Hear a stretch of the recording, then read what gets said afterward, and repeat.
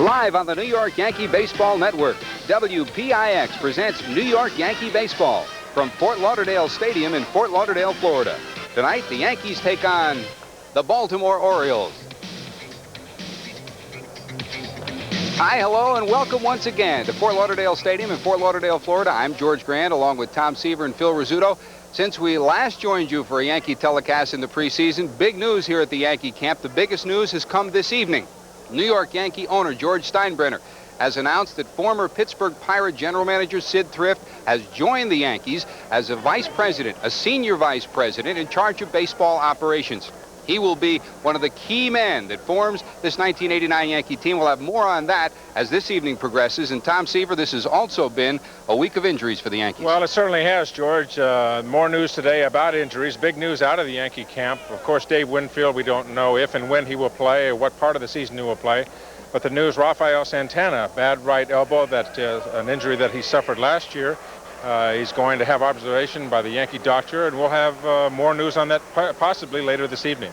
Tom, you mentioned the situation involving Winfield, and Phil Rizzuto, when you say Winfield, that leaves a hole in right field, and the Yankees move to help solve that problem with the acquisition of a fine ball player this week. Yes, they got Mel Hall from the Cleveland Indians, and he's got great statistics. Naturally, he's not a Dave Winfield. He can't do the things in the outfield that Dave can do, but he can run. He's very fast. He's been a solid about 280 hitter, driving in 70 to 85 runs a year, and he's not the home run hitting type like Winfield is, but hopefully he can contribute in other ways to the Yankees until Dave does come back. Although, as Tom said, we don't know whether Dave will ever play again this year. So Mel Hall joins the Yankees, and he will be in the lineup tonight. He goes to New York, and on the other end of the deal, Joel Skinner goes to Cleveland along with a minor leaguer. We'll be back with the first pitch of tonight's baseball game between the Yankees and the Orioles after this timeout.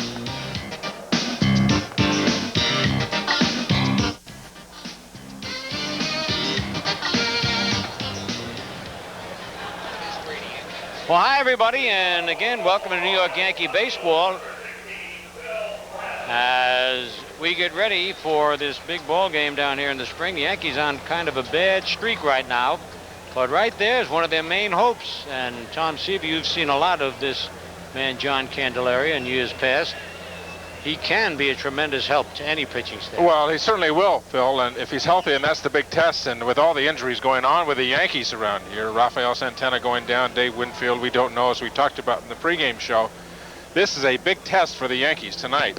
They got to get this guy off on the right foot. They need somebody that's going to be their number one man in their rotation. Their pitching staff has got to have a stopper, and I know that Dallas Green and Billy Connors would like to have John Candelaria be that man. All right, there's a swing and a miss. Good fastball. Now, lineups for the Baltimore Orioles. This is Phil Bradley leading off. Brady Anderson has been replaced by Craig Faulkner. That's been a late change in the Oriole lineup. Mike Devereaux is going to hit third. Cal Ripken will hit fourth. Randy Milligan will play first and hit fifth. The DH is Larry Sheets. Mickey Tettleton will do the catching. Craig Worthington will play third, and batting ninth, Billy Ripken. All right, Travis, and the count now, 1 ball, 2 strikes. A little bit low inside, 2-2. Bob Guerin doing the catching tonight.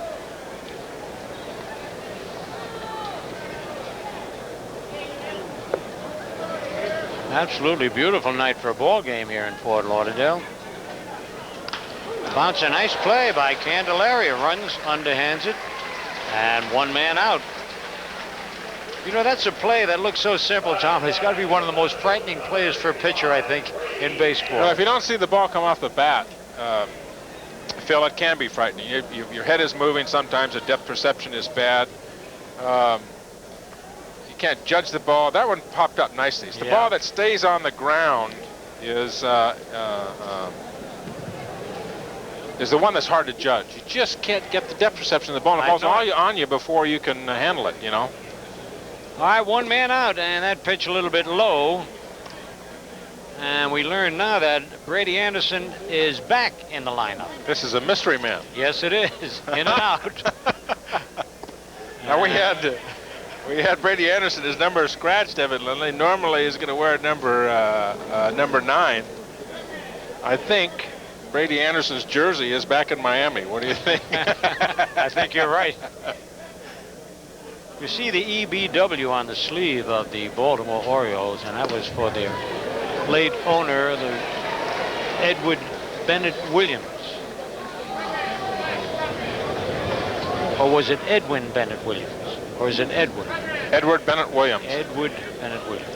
A big loss to the organization. Oh, absolutely. When Mr. Williams died. I used to love to talk to that man whenever we get to Baltimore. One of the great lawyers of our time. 2 balls, 2 strikes to count. Ball game just underway. There it is, EBW. Actually, it's a sad thing when somebody does pass away, but I like that better than the black band that they put around. Slice foul and out of play. A little unusual with the wind here, Tom. Normally it blows towards right field or straight away to center field, but the right-handers got the advantage tonight with that wind. Watching batting practice, they were hitting, the right-handers were hitting the ball out, and the left-handers were hitting the ball up into that wind. The ball was, Mattingly hit a couple out, Phelps and Hall hit a couple out, but the ball was not traveling. Ooh, that ball just missed inside. The ball was not traveling to right field. Left field, the ball was carrying very well to left field tonight.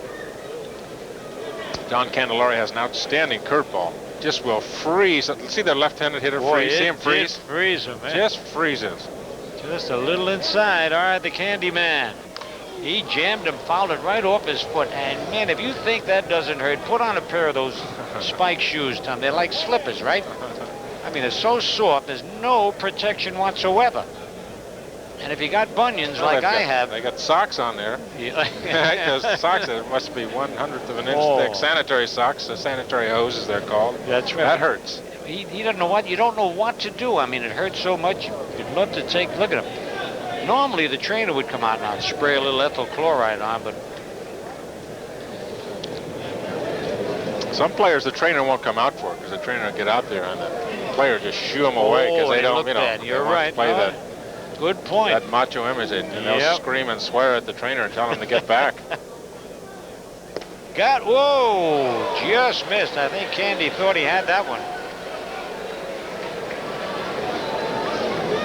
You know, things like this now bother Candelaria. We're going to look at that last pitch. Just the ball just sailed outside. I think the ball just carried outside. It's pretty good pitch. Watch Candy, though. He thinks he's got a strike here. Can't believe it. No, he hasn't been out there. Now, you know, John's only pitched 3 innings this spring. Right. All right, here's Mike Devereaux. And that pitch a little low, ball 1. I started to say, excuse me, Tom, I started to say that little things like that have bothered Candelaria. I noticed that since he's been with the Yankees, and it upsets his pitching. And a lot of times the manager or the pitching coach has to go out to settle him down. Sometimes you got to take those kinds of things and turn around and use them to your advantage, make you more aggressive, make you concentrate more instead of letting them work against you. You got to try and let them help you as a pitcher. One of the things that I always tried to do was understand that I had mental energy going on as well as the physical energy out when I was on the mound, and try to get the mental energy going in the right direction as well. All right, bouncer, base hit in the hole. And he'll hold as Ricky Henderson comes up with the ball. A hard bouncer between Pags and Velarde. And as you were told early on in the ball game, prior to the game by Tom Seaver and George Grande, Rafael Santana now has come up with that bad hose again. And the Yankees, who had been looking at this kid from Atlanta, might try to make some kind of a move. And here's the man, Cal Ripken Jr. Now, he is back at shortstop. All during spring training, he had been working out at third base. That's right. Juan Bell, they said, who was George Bell's brother. George Bell, of course, the outfielder with the Toronto Blue Jays, and a fine prospect, an outstanding prospect in the Orioles organization, and they feel he's a year away. So Ripken will go back and team with his brother, who's over at second base.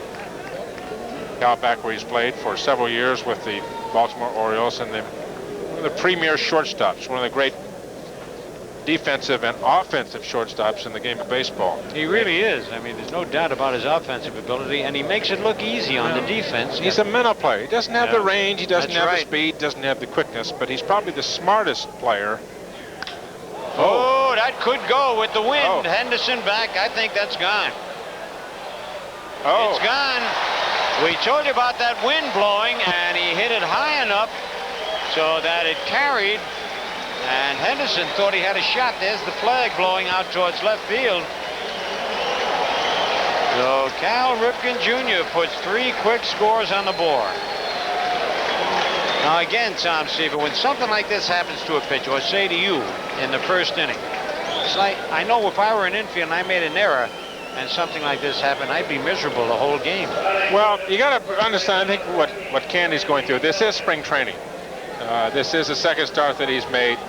They want to get him 40 pitches. They've got to get this guy ready to play. You've got to get this guy ready to pitch for you in New York when the season opens. To heck with the numbers. Everybody else is 2 weeks ahead of John Candelaria. Cal Ripken does not have a spring training home run before tonight. All of a sudden gets a ball down the middle of the plate, right out, down over the plate where he can get at it, hits his first home run of spring training. There they are congratulating him, and naturally the wind, it would not have been a home run had it not been for the wind. But both teams have the same opportunity. Maybe the Yankees will pull a few out. Here's Randy Milligan, who's playing first base tonight. Rips one to right field, deep to right field. Holy cow, against the wind. And that ball is out of here. I don't believe it.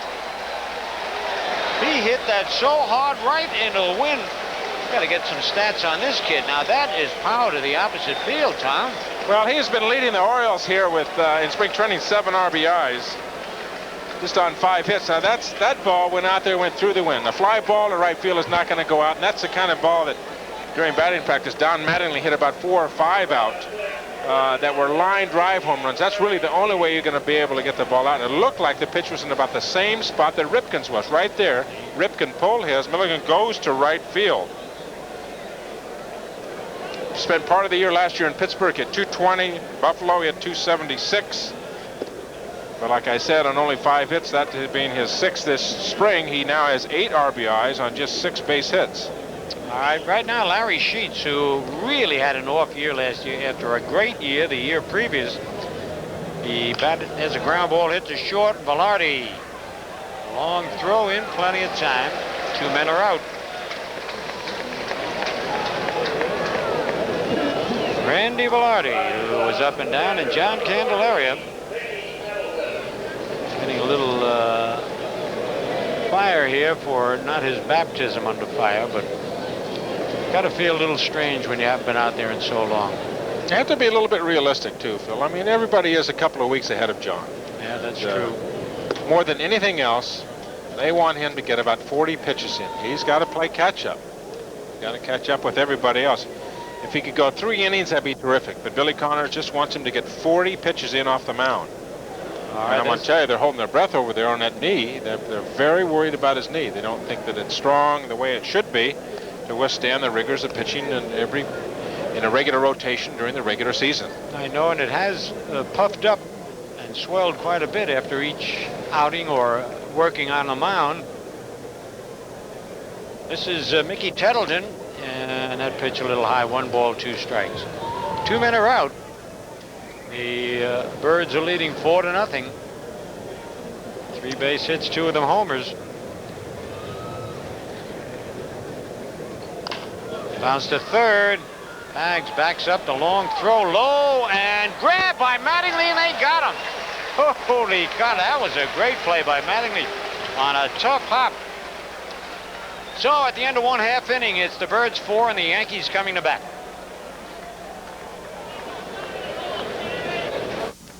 Well, Steve, how do you like the new pinstripes? This is great. You know, you can really feel all that Yankee tradition when you put on these pinstripes. There's only one thing better than Yankee pinstripes. What's that? A Yankee cap. Oh, you got it. On Sunday, April 16th, the Yankees host the Minnesota Twins at 1:30, and Texaco presents Yankee Cap Day. All fans at the stadium will receive a Yankee cap, compliments of Texaco. The 1989 Yankees? It's a whole new ballgame. There's Don Mattingly in the Yankee dugout, who made a superb play on a long throw from Mike Pagliarulo. A good throw by Pags, a long, strong throw. Got it there short enough, and a great pickup by Mattingly. Outstanding defensive first baseman, and that's where he was, right up there on the tip of his glove, up there. You notice he never did touch first base, the runner. Even if Mattingly had misplayed the ball or something, He could have gone back and tagged him. I guess he didn't want to step on Mattingly's foot. Got the lineups, Tom? Yes, I do. Starting off for the New York Yankees tonight, Ricky Henderson playing left field. Steve Sachs hits second. He's at second base. Don Mattingly, who we just looked at on that replay, is third. The cleanup hitter is Mike Pagliarulo playing third. Mel Hall, the new acquisition of the Yankees, in right field. Bob Guerin is the catcher. He hits in the number 6 spot. The DH is John Fischel. Shortstop Randy Velarde. It's in the 8th spot, and number 9, Bernie Williams, playing center field tonight for the Yanks. All right, Ricky's had himself a pretty good spring. Just hitting a very lusty 455 down here in spring training, isn't he? Yes, he is. A little low, ball 1. Pat Corrales was kidding him as they began to warm up for infield practice. Come on, Ricky, let's go. We need a W tonight. The Yankees are in need of a W. They lost to the Mets this afternoon up at Port St. Lucie, 8-6. Tommy John pitched very well. Pitched very well. They scored the first 2 runs of the season off him, earned runs. He had not given up an earned run, but he still pitched well 6 innings. He got it back with his bat, though. He hit a double. No kidding. Well, he was always a pretty good hitter, besides being an outstanding golfer. And we've got another one in the booth now with Tom Seaver. I don't know about George Grande. We'll talk to him when he comes on. I don't know whether he's a golfer or not. Foul back over the roof, out of play. Pitching for the Orioles tonight, Phil, was Pete Harnisch, 6 feet, 195, from Comac, New York. Born and still lives there. Orioles are very high on some of their young pitchers. Juan Bautista, this fella, Kurt Schilling, who we'll see later tonight. They are an organization in the rebuilding stage. Of course, have traded their longtime veteran and perennial all-star Murray to the Los Angeles Dodgers, and they need some help. They're on the they're rebuilding. Yep. They also got rid of Fred Lynn. There's a base on balls to Ricky Henderson.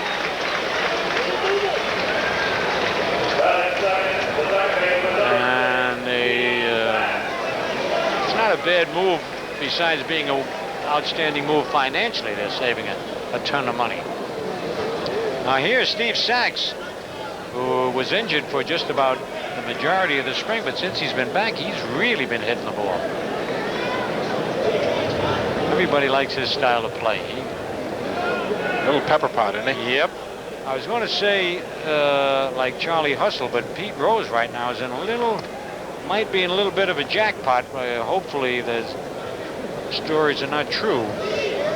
George Grande got a chance to talk to Steve Sachs earlier before the game tonight, and he asked him about hitting between Don Mattingly and Ricky Henderson, what he's going to look forward to. Well, I think we're excited about it. I think Ricky is comfortable hitting in front of me, and I surely don't mind hitting second. And I think in that position, sandwiched between these two players, I'll get a lot of good pitches to hit. So I'm looking forward to that.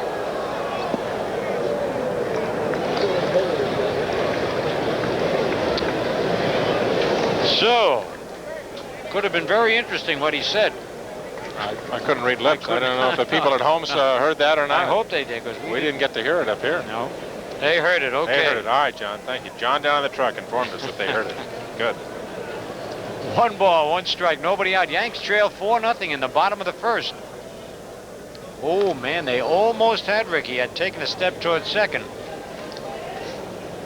But it was not a good move, fortunately, by Pete Harnisch. I think it had been a good move. He got a little bit better effort back getting to first base. Ricky kind of trotted back in. Yep. He knows when a pitcher's going to make his good move over there. Strike 2, 1 ball, 2 strikes. Now they have done away with that supposed hesitation. 1 second hesitation coming down. And you see a lot of the pitches. Well, as long as you come to a discernible stop. Doesn't have to be for a full second. I think that's the interpretation that the umpires now have gone back to. Line and a double play. A solidly hit ball. Good play by Billy Ripken. Got rid of it quickly. Henderson not able to get back. And quickly there are 2 men out. Pretty good execution right here on the part of the Yankees. Unfortunately, Sachs just hit it right at the second baseman, Billy Ripken. Did exactly what he wanted to do. Yep. Ricky off for the base. You know, it's a matter of a couple of feet here or there. You know, they say it's a game of inches. Well, it's a game of a couple of feet in certain situations as well. That was Billy Ripken. That was a great shot of Steve Sachs deliberately trying to hit the ball to the opposite field. There's a guy who hasn't, you know, he's just getting back, getting into the swing of things, has not played in that many games. And here the back control will be able to go the other way with the ball. Right. Now Don Mattingly also has not gotten into the groove. He's been injured a lot this spring. And he just doesn't look as comfortable as the Mattingly we know, but there's certain people that you know it's going to be there anyway. Yep, that's true. No, you're absolutely right, Tommy. When the season's over, he'll have the numbers. That's high. And I was playing for the White Sox, and I used to do this with certain hitters in the National League as well. In particular, Billy Williams. He would go out and look at batting practice. And I didn't necessarily like to watch batting practice, watch the other hitters take batting practice. But you watch how certain players were swinging the bat during BP. Called out of strikes, and at the end of one full inning, it's Baltimore 4 and the Yankees nothing. This is WPIX, New York. Well, on Candy's first pitch here in the top of the second, Craig Worthington there at first broke his bat and got a single in shallow left field. So, one of those nights. Candy looks like he's got a lot of good stuff, but Billy Ripken squares the bunt and takes a strike. Just a little short. Being behind, time-wise, the other hitters in this grapefruit league down here. He's just about a foot short. He's got, like we said before, he has to play catch-up. You got to take your lumps in that situation. And a bunt back to the pitch. He's got a shot at second base, but he looked and booted it, and it still gets him at first base. He had a good shot at second base, but that's such a difficult thing to do. It seems easy. Keep your eye on the ball, pick it up, and then make the play. Well, it's also a pitcher that's, you know, he's had a bad knee, and it's not going to bounce out off that mound like a spring chicken. He comes off a little bit gingerly. See him just look like he almost winced. Yeah. As he was going off, started off to the left side and came back. It looked like he almost winced that. And then he did look up, look at the man at second. Yeah. And I don't think he would have had him. I think he was thinking first base all the way. That's true, and he certainly did wince and certainly did limp a little bit. There's a drive to deep left, and that's gone. Holy cow, I'm telling you, you get one up in the air tonight. And that was... Is that Phil Bradley? Yep, Phil Bradley, who hit back to the box his first time up, hits a 2-run homer, and Baltimore now leading 6-0. Man, that was a quick stroke, Tom. Ooh. Good high power. I mean, that fastball with not too much on it up in the strike zone.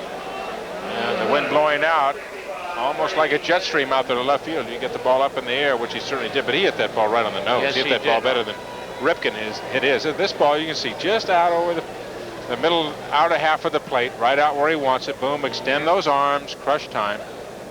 Right into the bushes. That's a home run in pretty near every ballpark. Yep. That's high ball one.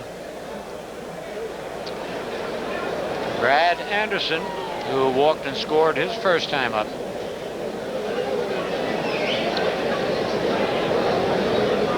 Bradley. Grady. Phil, you put an extra L in there. You're right. George Grande tried to help me by putting a big Y there, but John Candelaria not very happy. I think the clicker is going in Billy Connor's hand down there, counting the pitches. I think as soon as they get close to 40, maybe 45 pitches, I think he'll be out there. Although nobody warming up in the Yankee bullpen. Slice foul. They're having some pretty good guts too. They know that they're getting some, what looks to them like pretty near batting practice kind of pitching out there. It's funny, this is a test that a pitcher has to go through to find out where he is in spring training. You may feel great on the side. Check swing grounder. And Villani has to hustle, they get him. And Ken Kaiser at first. By the way, Ken Kaiser finally has invited me to that dinner of his on November 16th up in Rochester. For about 15 years I've been trying to go, and I tell White all the time to get me invited. He'd never invite me. They kind of grabbed me downstairs. Says, you're going, and I'm going to announce it in the papers tomorrow. So now I'm stuck, and I hate banquets. But he's too big to mess with. So I will go. Meanwhile, there are 2 men out. 1 strike to count on Mike Devereaux, who singled his first time up. That's high, 1-1. 6-0, Baltimore leading. Well, the Yankee fans are certainly happy to be hearing and seeing Yankee baseball. It's been a long, long winter. A lot of football, a lot of basketball, a lot of hockey. Now it's getting to that time, America's pastime.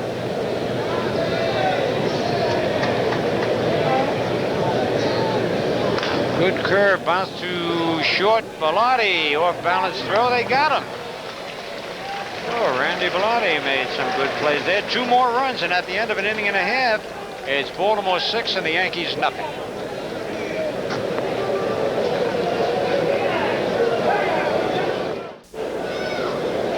This copyrighted telecast is presented by the authority of the New York Yankees and WPIX and is intended solely for the private, non-commercial use of our audience. Any publication, reproduction, retransmission, or other use of the pictures, descriptions, and accounts of this game or any segment thereof without the express written consent of the New York Yankees and WPIX is prohibited.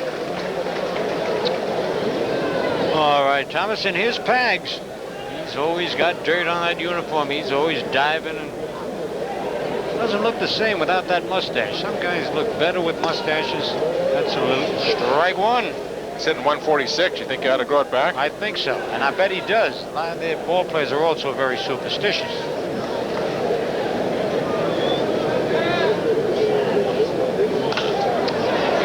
Just got under it. And nobody saw it. How do you like that? Nobody saw it. But the way they went after it, it looked like he had it all the way. Must have lost it. It's got above the lights, possibly here. The lights in spring training, a lot of the ballparks are lower than during the regular season. Brady Anderson came in. It looked like he had it all the way. Then all of a sudden, boom, where'd it go? He looked back up, and where is it? Watch him. You'll say, I don't see it. He gave the distress signal right at the end, but it was a little late. Shortstop might have been able to help more, the second baseman. But I think Dallas Green might have a little chat with Pags, because he should have been at second base if he were hustling all the way. Of course, you're trailing 6-0. He didn't want to take any chances. And here's Mel Hall. Here's the newest Yankee. And you're going to get a good chance to see what he can do, or a little bit of what he can do. Big need for a pickup with Dave Winfield out for an uncertain amount of time. Fouled it back and out of play. Of course, Mel Hall played for Dallas Green in Chicago, and he traded him off to the Cleveland Indians for Rick Sutcliffe. The Cubs subsequently won that division. Yep. Hall was a fine young player. He came up through that through the Cub organization. A good line drive left-hand hitter. Should help. He'll be somewhat of a liability in right field, but he is a good offensive player. Well, he's played mostly left field, so it'd be a little bit of a change playing right field. But we mentioned the fact that he's about a 280 hitter. In lifetime in the American League, he's batting 282. So he's going to help. He's going to get his base hits. And Dallas Green. Rip, but foul. High fastball. He really butcher boyed that one. Welcome to the New York Yankees, he said. You know, if Winfield is out, and they've lost the production of Jack Clark and Claudell Washington, right? Those 3 guys last year combined for 63 home runs, 264 runs batted in. And that's got to be replaced somewhere. You know, Phelps is going to have to do it. Pags is going to have to do it. Mel Hall is going to have to do it. It's going to have to be a team effort. Oh, boy. Swing and foul tipped, held by the catcher, so the debut of Mel Hall, but it's only a spring training game. A little late with this swing. I think he was fooled. He might have been looking for an off-speed pitch because he was so far out in front of that other pitch, but he threw the fastball right by him. Right by him. Al Jackson, the pitching coach for the Baltimore Orioles, talking about this young man, is for a good four-seam fastball, and you could see as Mel went after that ball, that the ball almost seemed to accelerate, went up over the top of the bat. All right, here's a youngster who might have played his way onto the Yankee roster. Bob Guerin, the catcher, he fouls it back out of play. He's batting .500 in the spring, and we mentioned the fact prior to the game that Joel Skinner had been traded, and he is an outstanding defensive catcher. A little deficient with the bat, but this kid has shown pretty good power.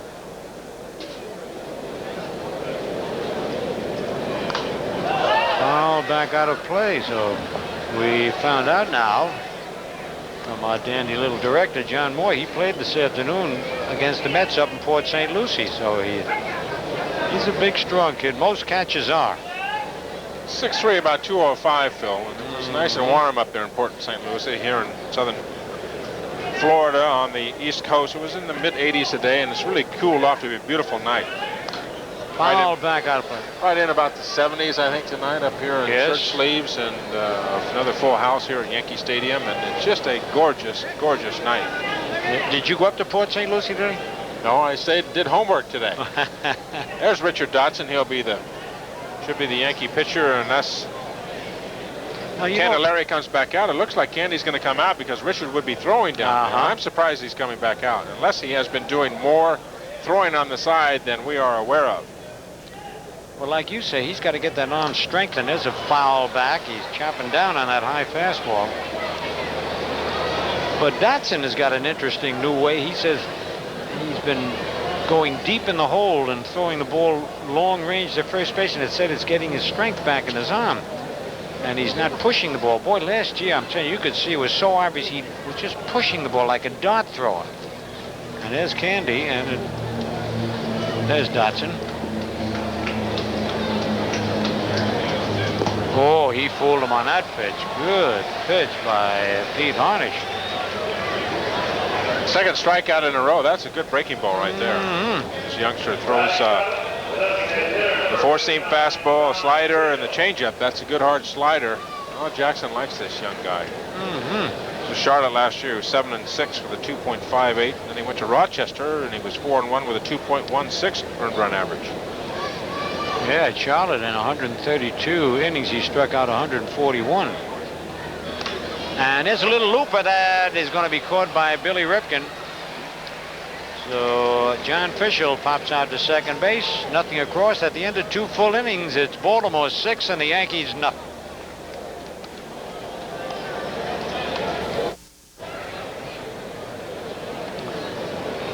All right, Cal Ripken Jr., who hit the 3-run homer in the first inning, will lead it off against Candelaria, who is back on the mound. The curveball is over, strike one called, so maybe Candy's getting a little mad, Tom. Not going to throw too many of those nice 80-mile-an-hour fastballs he's been throwing. Oh, he creamed him. Holy cow. Oh, he didn't have a chance to get out of the way, but unlike Darryl Strawberry, he didn't run out to the mound and take a pop at the pitcher. Well, he's a little bit upset. Oh, he's upset at himself, and he's going to take it out on Cal Ripken. I don't. Spring training, I don't agree with. No, I think. Cal is, Cal's a consummate pro. He just turned around, went right on the first base. He did. He really did, and it was great to see. If you don't throw good pitches, you're going to get lit up. And John is not throwing good pitches, and he's behind everybody here in spring training. He hasn't been pitching because of his knee. Throw the ball down the middle of the plate, the opposition can hit hard. Absolutely. You throw those pitches to Cal Ripken, and he's going to hit that ball hard. Well, now he started Randy Milligan off with a curveball. Milligan also homered. And he's throwing all off-speed pitches now, breaking pitches. And I think the pitch that he hit Ripken with was a slider that came up. I think it was a fastball. Now, wait a minute, Tom Seaver. We will have a slight discussion here. I never won one against White, but against the pitcher, I got a chance. No, I think he did that on purpose. Obviously, I think he's frustrated. I think he's mad at himself. He's mad at everybody, and I think Dallas Green is mad. And they were all mad. They lost today. They've lost a couple in a row. Before today, they've lost 2 in a row. They've given up 33 hits and 25 runs. Listen, you've made a lot of good points, Seaver, and you make a good lawyer, but He did not throw at him intentionally. I'm telling you, it was a slider. I've been watching him. You can talk till the sun comes up tomorrow, Phil. You're never going to convince me. I've been there. I know John Candelaria, and I know what's going on. Okay. I lose another one. Ball 4. So. And Dotson is throwing down there, and he's using that where he throws from deep behind the pitcher's mound. Now there's a little word going down to the bullpen for them to hurry up. That's Jamie Quirk running down there, number 18. Oh, now is that Dale Mahorsic loosening up now? Oh, man, he tried a bunt one, almost hit him. That was a good fastball that time. So Larry Sheets, who was the big power hitter, Frank Robinson, all of a sudden we're going to watch him square around and bunt. And Vic Valtaggio is following John Candelaria out to the mound. I don't really know what's going on. They're having a small meeting out to the mound. Hags has come over from third base. Well, you know the ball, I think Nick Guerin on the right arm. Yeah, that's maybe what they're happened. giving him a little breather a little there. breaker, yeah. Now you'll see Dallas Green in the dugout standing up. See him in the corner over there by the bats? He's not very happy. No. He doesn't have a whole lot of company over there, does he? His pitchers have been getting lit up, and he's lost a few in a row. There's Richard Dotson throwing from behind the mound down there in the bullpen. He's going to try it again. And just missed 1-1. But you can see Frank Robinson keep shooting Dallas Green, but Frank Robinson's playing a little different type ball game. Robbie used to always play for the big innings, but he doesn't have that type team now, so he's getting even the big hitters to bunt. That time he was going to swing away, and it's 2 balls and a strike. I think Frank has a lot of work to do with this Orioles ball club, and there's Frank Robinson, one of the all-time Baltimore Oriole greats. Getting back to basics, moving runners along here with no outs in the 3rd inning, and getting the entire club to do those kinds of things, regardless of the score, which you can do in spring training. You have to do in spring training. There's strike 2. It evens the count at 2-2. But to get back to the basics, you're going to take these kids and try and teach them how to play baseball. Not going to learn in the minor leagues. Larry Sheets is not a youngster, but everybody, all the youngsters on the ball club are going to learn because of the system that Frank Robinson is going to put in. He struck him out. So, Candelaria chalks up his first strikeout. And Sheets will go down and sit down, and the batter now, Mickey Tettleton, who bounced to third his first time up. So that's the difference. He failed to bunt on the one pitch that he had a chance to bunt. And then Frank Robinson figured he'd let him hit away, and instead of the runners being at second and third with 1 out there at first and second and 1 out. That's Ripken at second base. Good rip there, but a swing and a miss, strike 1. He probably had Sheets bunting. Sheets had 1 RBI against left-handers last year on 113 at bats. So he got a, especially a very, very tough left-hander like Candelaria. Comes out from the side, and he can be very tough, regardless of how he's throwing. He can be very tough on left-handers. All right. So Candelaria now with 1 man out. Baltimore leading 6-0 here in the top of the 3rd. Just inside 1-1. That might be the best pitch he's thrown all night right there. It was a good one. He looked like he tried to pop a ball finally. Earlier, a couple innings, the first couple innings, looked like he was just throwing the ball. There, he looked like he really tried to pop it. It'd be interesting to see and hope how he comes out of this without any swelling in the knee. There go the runners, and it's bound. Robbie is really playing a aggressive type ball game now. Of course, you can do it with a 6-run lead, but I think it makes the game more interesting for the fans to watch instead of just doing the same thing. Hit away has given signs. It would depend on it. There's Robbie, but it would depend if you're an Oriole fan or a Yankee fan. I don't think that the Oriole fans, if they were here, would be very bored. The Yankee fans might. Right. You're all right. We've got plenty of Yankee fans looking in tonight. We do.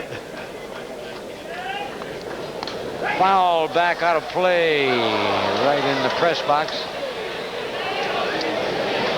We have a young lady in her 90s. I won't give her age away.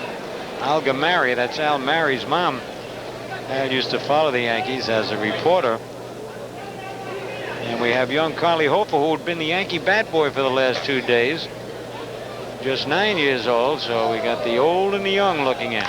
There's a base hit. That's extra bases. Ripken scores. And Henderson falls down and throws the ball from a kneeling position. Made a good throw to Velotti. And Milligan just stopped at third base. So it's a double for Tettleton. An RBI. And now Baltimore leads 7-0. Well, I don't want to say anything. I don't even know who crossed the home plate. I wasn't watching anything but Ricky Henderson in left field. That ball just inside the third base bag. Pags really didn't have a chance, and I wasn't watching who scored. Watch Ricky goes under the fence. I'm going, no. Now wait a minute. How much is the Yankees are going to have to put up with? Yep. And slow. If he slides underneath that fence. Oh man. Down there by the fans down the left field line, and then gets up, he's got a chance of snapping that. Yep. Oh. You got to hold your breath when things like that. It's like MASH around here. I mean, they're going down. Rafael Santana today, and Wayne Tollison is on the table today with a sore hamstring that he had trouble with last year. So it's a medical report every day. Here's Craig Worthington, who hit that opposite field. He hit the broken bat single to left field. It was Milligan who hit the opposite field home run. A little low. 3-0. I think he's had his 40 pitches, Tom. I think he's way over 40. Now, I talked to Billy Connor. This is Billy Connor just over the right shoulder of Dallas Green. I talked to Billy last night. Neither one of those guys are very happy, and I don't blame them. No, I think maybe if he doesn't get this man, he might be out of there. I'm surprised he's still in there. Yeah, I know. That's right. Not having thrown. I am very surprised. I mean, he's up close to 60 pitches, I would think, by now. Strike one. 3-1.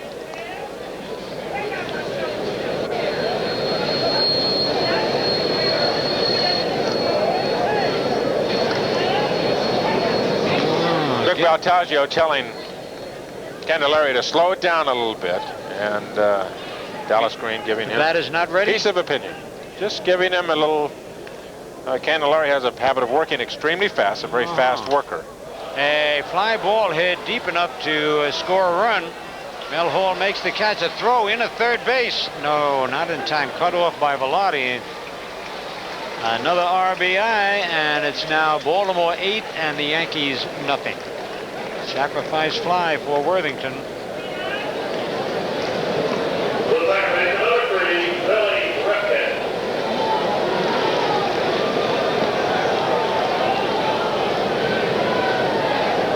A very happy Oriole dugout. There's a ball club that they had the worst record in baseball last year. They had a lot of worse records in baseball. Yeah, that's true. Really bad. Yep. Strike one. They were last in team fielding, and their team RA was terrible. It was really bad. In the spring training this year, they've been 7-10 so far. Won 7, lost 10. Ted, I shouldn't be talking about doing any wagering. There's a score. 4 in the first, 2 in the second, 2 here in the third, and they still have an out to go.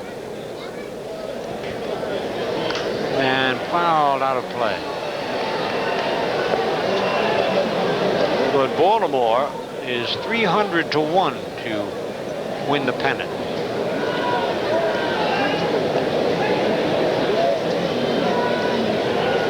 They've been wrong before, though.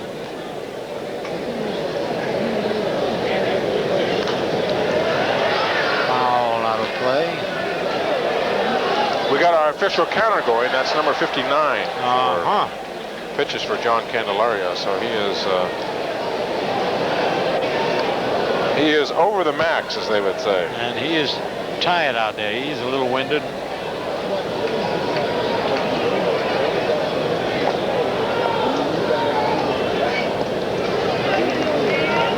Blown away. 2 balls, 2 strikes, 2 out.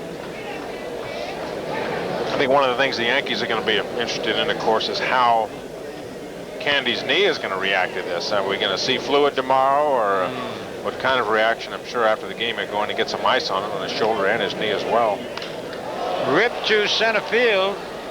Right there. They make the catch. Bernie Williams. Baltimore picks up 2 more runs at the end of 2.5. It's the Birds 8 and the Yankees nothing.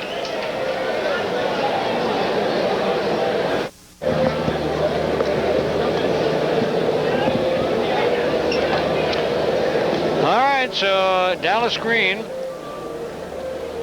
And here's Richard Dotson, who will probably come on in. Definitely come on in.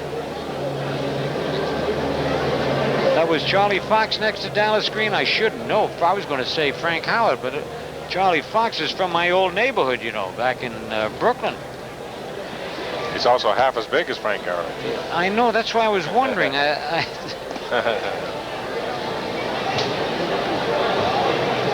have to check him out again. Well, the Yankees will be sending up Randy Velotti, Bernie Williams, and then Ricky Henderson. John Candelaria finishes the day with 8 runs and 6 hits, all of them earned. It's the pitchers around, Phil, that have had some very difficult outings lately. As I said before, the Yankees in the last couple of games have given up 33 hits and 25 runs. Ooh, I know LaPointe had a real bad one. Real bad one, yesterday? that's right, yep. Ooh. All right, here's Randy Velotti. And Randy takes a strike. Some of the other pitchers around in spring training have been having tough days the last 2 or 3 days. Dennis Martinez pitched 6 innings for the Expos the other day, gave up 10 hits and 6 runs. Scott Bank hit 4 innings, 11 hits, 8 runs. Jimmy Key, one of the outstanding pitchers in Major League Baseball, 6 innings, 11 hits, 6 runs. Smith from Atlanta, 6 innings, 12 hits, 5 runs. Now, normally, the way it used to work, at least in the old days, the pitchers used to be way ahead of the hitters in early spring training. Well, I think we're past that point of early spring training. I think we're around, 2 weeks now to opening day. We're rounding in, let's say, the last third quarter over there, coming around the stretch, and we're just another 10 days. We'll be coming down the home stretch. That's right. It's right around the corner. Right. 2 weeks from today. Holy in Minnesota. cow. That's right. I just hope, well, Minnesota, at least they've got a dome stadium, but they'll probably have a lot of snow outside. Outside, ball 4.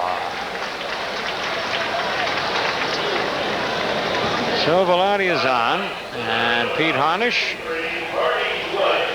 gives up his second walk of the ball game. He's also struck out 2.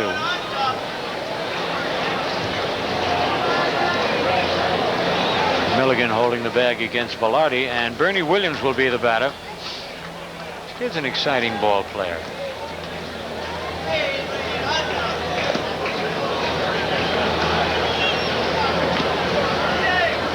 Oh, Mickey Tettleton out to talk with Harnisch.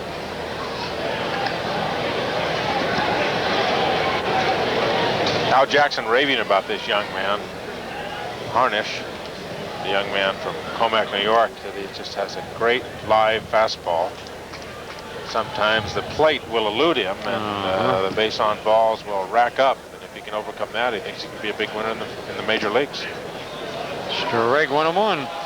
Yeah, last year we mentioned the fact that he had more strikeouts than innings pitched at Charlotte, and almost 1 per inning in the big leagues. Looked like Williams was fooled on that pitch. He kind of trying to lean away and then hit the inside corner. And a perfect double play ball. Boy, it was tailor-made. Beautifully fed by Ripken to Ripken. I love that. That is unusual, isn't it? Yeah, it's very unusual. And you put his dad over at first, activate his dad, put him at first. How about that? Ripken to Ripken to Ripken, right? Very strong arm, Cal Ripken. Oh, boy, it's a good thing Velotti got down there. Ripken comes. There's Ripken. Now, there's another Ripken in the ballpark, you know that. There's 2 of them. 2 sons that Cal Ripken Sr. has on the field. Bounce to short, and Cal Ripken with that sidearm throw, and they got him. So it's 3 up, 3 down. And on the Dodge scoreboard at the end of 3, it's Baltimore 8 and the Yankees nothing.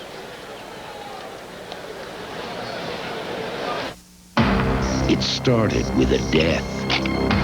You believe in God? Yes. But it's going to end with a bang. Don Johnson is Sheriff's Deputy Jerry Beck. White supremacy. The system won't back him up. White and pure, Mr. Beck. But he knows 7 men who will. Dead Bang, rated R. Starts Friday, March 24th at a theater near you.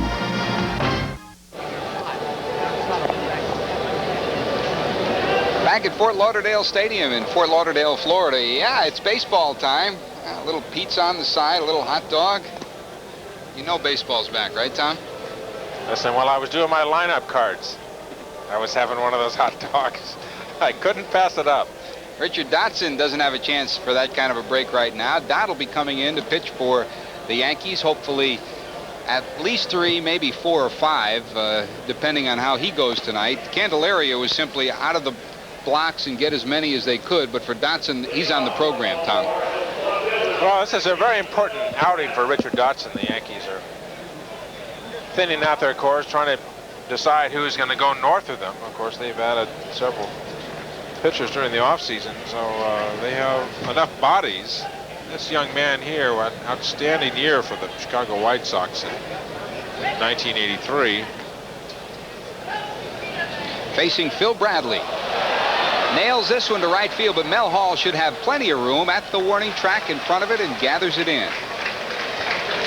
Bradley had grounded out his first time up to the pitcher, homered his second time up, and the third time around here in the top half of the 4th inning, flies out to Mel Hall in right field. Mel has not played much right field this spring. They were using him as a DH and also as a first baseman.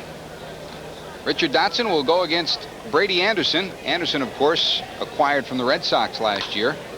This one fly to center field. Bernie Williams should have plenty of room.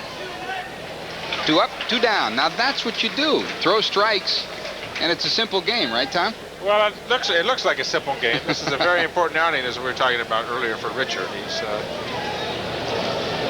tendency to push the ball. Now, Phil was talking about pushing the ball. Our teammate in the booth here, the Scooter, talking about Richard pushing the ball and not driving the ball from top to bottom. And it sounds very technical, and in some ways it is, but in some ways it's very simple. It has a lot to do with where the left arm is going, whether the left arm is going horizontal to the ground, or whether you're driving that left side down, which brings the right shoulder up. And the Billy Connors got Richard Dotson out at shortstop, throwing long toss from deep shortstop, and that'll make you throw correctly. Try and get on top of the ball and get good backspin. Orsulak will be pinch hitting for Mike Devereaux in the number 3 slot for the Orioles.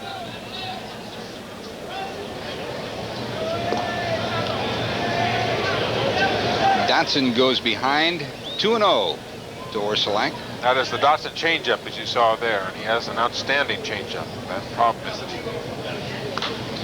Fly ball right field. This should do it. Mel Hall, 3 up, 3 down. Did it on only 6 pitches, too, at the end of 3.5 innings. The Baltimore Orioles 8 and the Yankees nothing. We'll be back after this.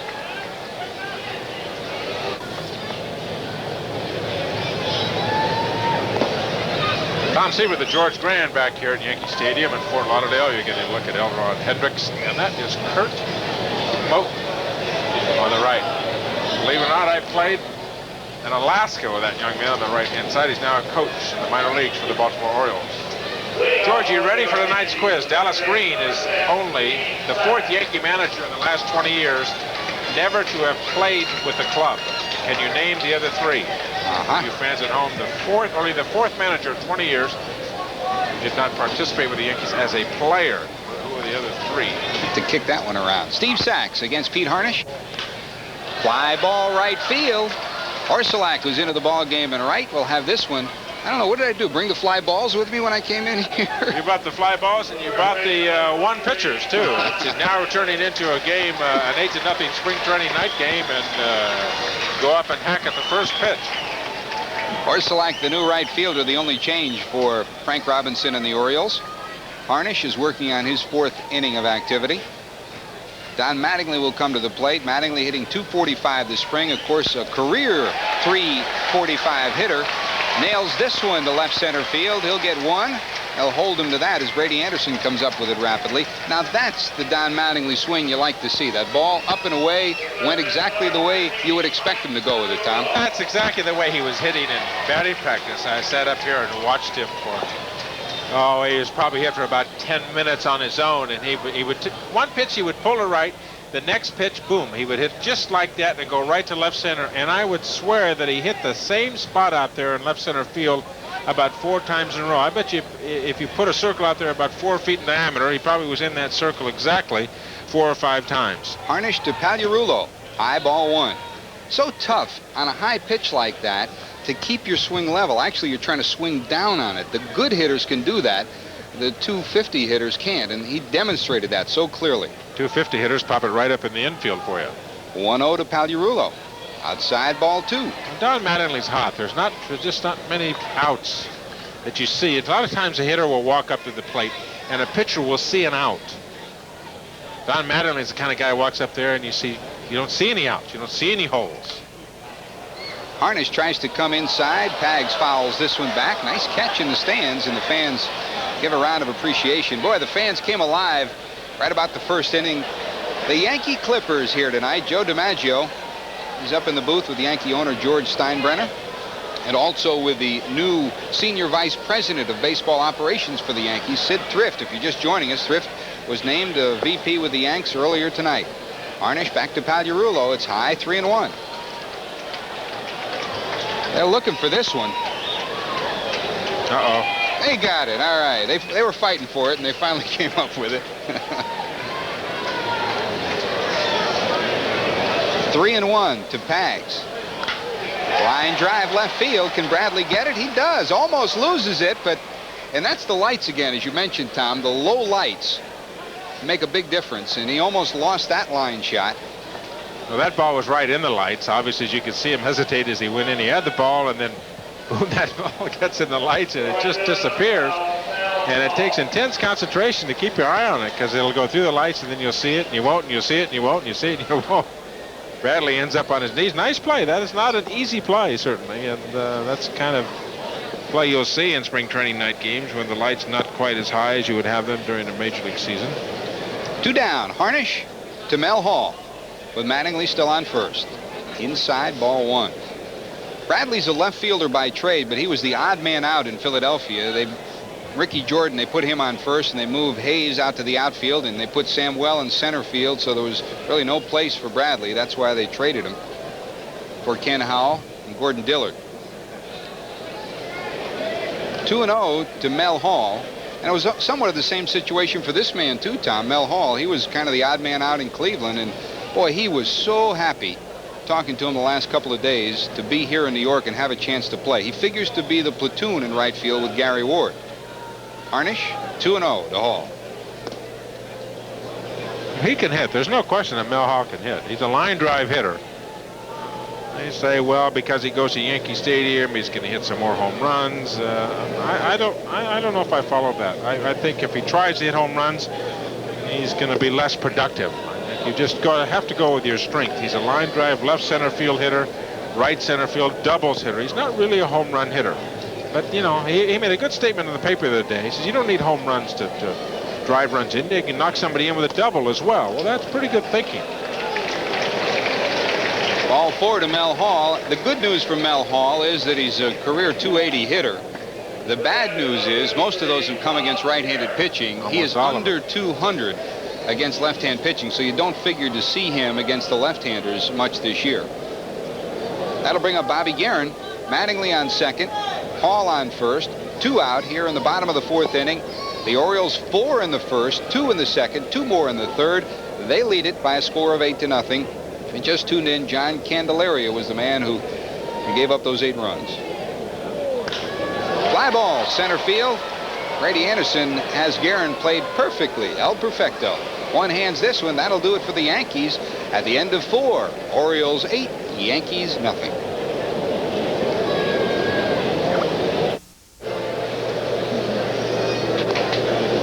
The 1989 Yankees, it's a whole new ball game, and we don't want you to miss any of the action. This year, to fit your needs, the Yankees are offering a greater variety of ticket plans. In addition, the Yankee Group Sales Office is ready to help you plan a stadium outing for groups of 25 or more. Why not call the Yankees ticket office for more information? The number is 212-293-6000. For more information, give Ticketmaster a call at 212-307-7171, or in New Jersey, 201-507-8900. And George, we have a guest in our booth, and Sid Thrift, welcome to the New York Yankees. Thank you, Tom. Thank you very much. For those of you that are just joining us a little bit earlier this evening, Sid was named the Senior Vice President for Baseball Operations with the Yankees. Of course, no stranger to baseball fans. Sid is a man who really rebuilt the Pittsburgh Pirates, and I know, Sid, you're looking forward to your tenure here in New York. Thank you. I'm looking forward to it, too. We had a great time in Pittsburgh. We'll have a greater time in New York. You got a challenge here. It really is a challenge, and as I told Tom this evening, my first real job is to evaluate what we really have.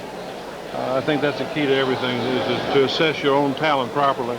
We were talking about earlier, Sid, is that one of the things that a lot of clubs, a lot of organizations will do is misassess their own personnel from a plus and minus standpoint as well.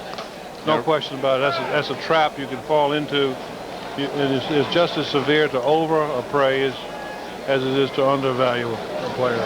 But your biggest objective here with the ball club in your first few days will be getting to know the ball club. Is that right? That's correct. And to get to know what the players are like, what their capabilities are. I like to know a lot about players' makeup, Tom, because I find that in the intangibles sometimes really become more important than the things that you see. More than the numbers on the stat sheet that comes out of the PR office. Absolutely. You're saying. The stat sheets tell you a part of what a player is capable of, but their desire to win and their commitment to excellence is so vital. And you played a long time, and you certainly were one of those kind of players yourself, and you can recognize that in other players. Richard Dotson, the 3-0 to Cal Ripken to lead off the top half of the fifth inning. 3-1 to Ripken. Sid, if you were to look at this Yankee team now, what do you list as the 3 or 4 top needs going into this season in light of what's happened the last couple of weeks? I'll give you a better answer 2 weeks from now. Line drive, center field. Bernie Williams. You got a lot of injuries. You got a lot of players that are this time of spring training playing split squad games, etc. You might run into a little bit of a lag time.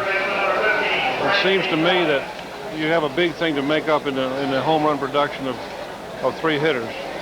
The RBIs and Claudell Washington, Jack Clark, and Dave Winfield.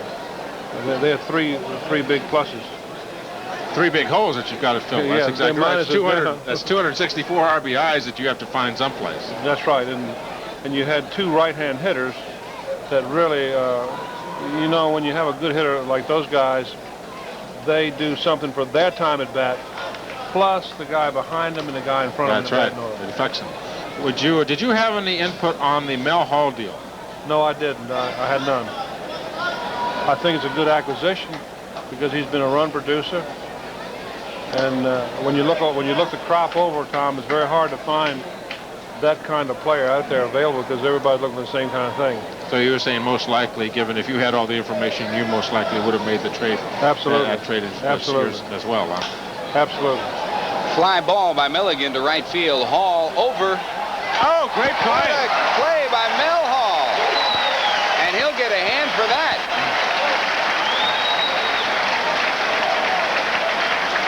Gotta like that, Sid. Yes, sir. I saw him play one time last year. We played an exhibition game with Cleveland and Nashville, and I really like the guy. He's got strength and power, and he can drive runs in, and just gave you an example of 100% effort. Well, he is certainly known as an offensive player, but that's a superb play in the outfield. Normally, Mel very accustomed to playing left field, but with Winfield on the injured list, and we don't know for how long, Sid will see some action certainly in right field. Designated hitter Larry Sheets up. There's 2 down here in the top half of the fifth inning. The Orioles leading the Yankees. If you're just joining us, here in the booth with us, I'm George Grande along with Tom Seaver, is Sid Thrift, the new vice president, senior vice president for baseball operations. Bob Quinn remains the general manager and a vice president with the club, Sid, and I know he's been working very hard to try to fill some of these holes, and I know you're going to sit with him and share some thoughts. We've already done that. We spent a lot of time last night and this morning and this afternoon, and we'll spend a lot more time the remaining days of spring training. The phone lines will be hot. The Blauser trade has been something that's been talked about with Atlanta. Still on the table? Well, I think you have to consider all your options, and that's what we're going to talk about now, who you might obtain, because you can't trade the one player or two players for one time, George. Dotson to Sheets. Ground ball to second. Sachs will gather it in. That'll do it for the Orioles in the top of the 5th inning. Can you sit with us for another half inning, Sid? Be happy to. Great. We'll be back at Fort Lauderdale at the end of 4.5 innings. The score. This is WPIX, New York. Back at Fort Lauderdale in the bottom half of the 5th inning, the Baltimore Orioles leading the Yankees by a score of 8-0. Pete Harnisch now into his 5th inning of work. Harnisch has been one of the players that during the course of the early going of this 1989 season that Frank Robinson has liked what he's seen so far. John Fishel is in for the Yankees to lead it off, the designated hitter. And over at first for the Orioles defensively is Jimmy Traber, if you can see him behind Ken Kaiser. Well, he's trimmed down a little bit. He was over 300, but he's trimmed down a little bit. Speaking of diets, you came up with a good one, Sid. Yeah, boy, you really did a tremendous job. And then I got in a slump during those snows in January and February and gained some weight back. You're still in great shape, though. Well, thank you. The 2-1 to Fishel. Just foul. He came around on that one, but lined it foul. Sid Thrift, very demonstrative, a man who likes to take charge. George Steinbrenner, a very demonstrative man who likes to take charge. Dallas Green, a very demonstrative baseball man who likes to take charge. How do you see all this working? Like you would with a good 3, 4, and 5 hitter in a lineup. You know, you have. I think it's nothing wrong with taking charge and nothing wrong with wanting to win, and I think we all have the same common denominator. 2-2 to Fishel, base hit into right center field. Cut off well by Orsulak, will hold him to a single. Go ahead, Sid. Don't ask me who's hitting 3, 4, and 5. Teamwork is the name of the game. That's the whole thing. It really isn't. If you have the same goals and the same drive and the same desire, I think it's great. Why did you take the Yankee job? Well, you know, I talked to my mother tonight. She's 84 years of age, and she was just thrilled. She said it was always her favorite team because I signed my first professional contract with the Yankee organization 40 years ago, and I told her I was a little bit slow getting here. Harnisch to Velarde. Popped up down the right field line. Can anybody get to it? And you know, Sid, did you talk to George about setting down ground rules, about running the operation, or the kind of voice that you would have? Well, of course, George Steinbrenner has a reputation in the press, of course, at home that he will call all the shots. Is that going to still be the case? Well, or I think is it the 3 of you going to be working together, or the 2 of you going to be working together? I think that all of us will be working together. I think Bob Quinn and Dallas Green, and of course George is the owner, and I've always felt like the owner really has the right to do anything he wants to. It's his team, and guys like Clyde King are really vital for our teamwork. And the scouts in the field that we don't see every day. I think it has to be a team effort to achieve success. Sid Thrift, Dallas Green, Bob Quinn, Clyde King.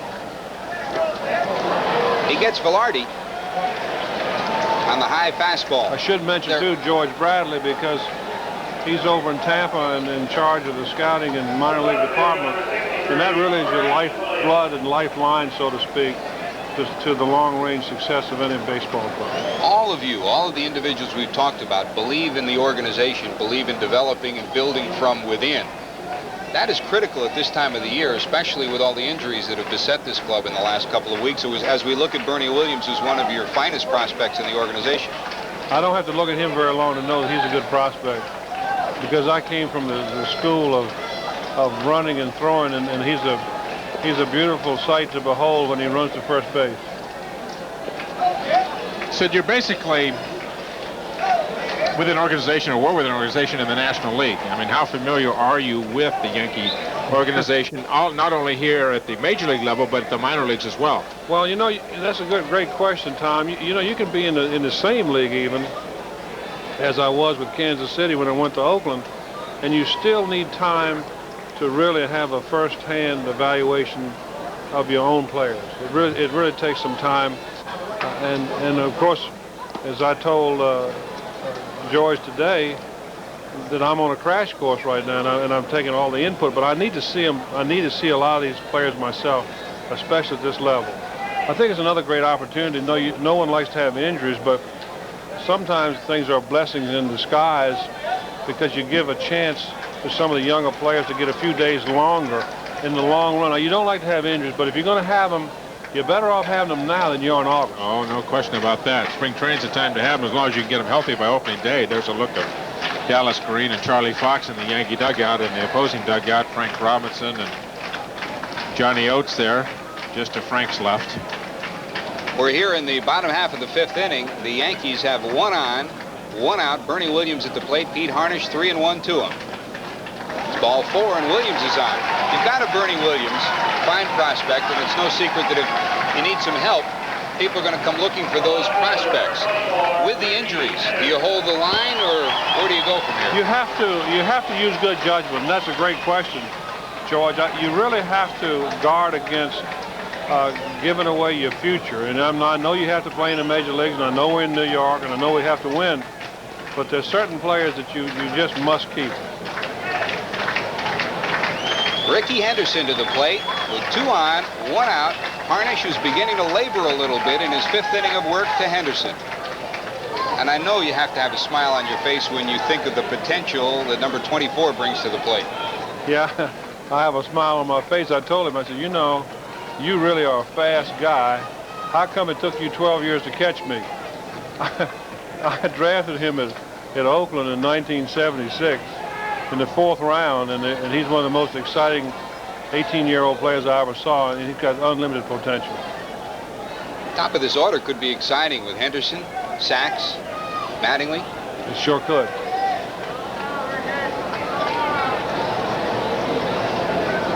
Jay Tibbs warming in the Oriole bullpen as Harnisch, into his 5th inning of work, has thrown a lot of pitches this inning. The 1-1 to Henderson. Foul back and out of play.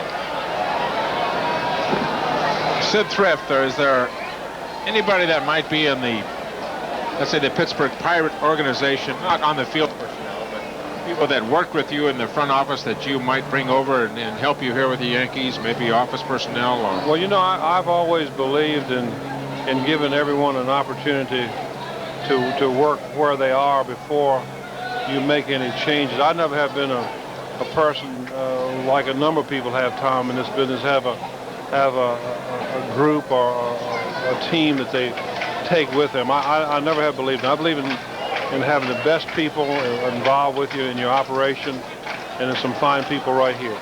But you're not a believer in taking the committee along with you, no, so to sir. speak, huh? No, the definition of a committee is a group of the uninformed appointed by the unwilling to accomplish the unnecessary. I can't wait to see what you do to your office in Yankee State. You got all the sayings. I know that, Sid. 2-2. Ricky Henderson at the plate against Pete Harnisch. Fischel's on second. Williams is on first. The Yankees trail the Orioles 8-0 with 1 out here in the bottom half of the 5th inning. Harnisch to Henderson. We'll go full once again.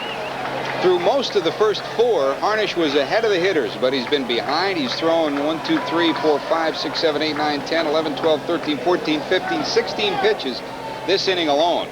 Now he's 3-2 to Henderson with 1 out, 2 on. Williams can fly. Fischel has average speed. Bernie can move at first base, though. And you know Ricky. High and outside, ball 4.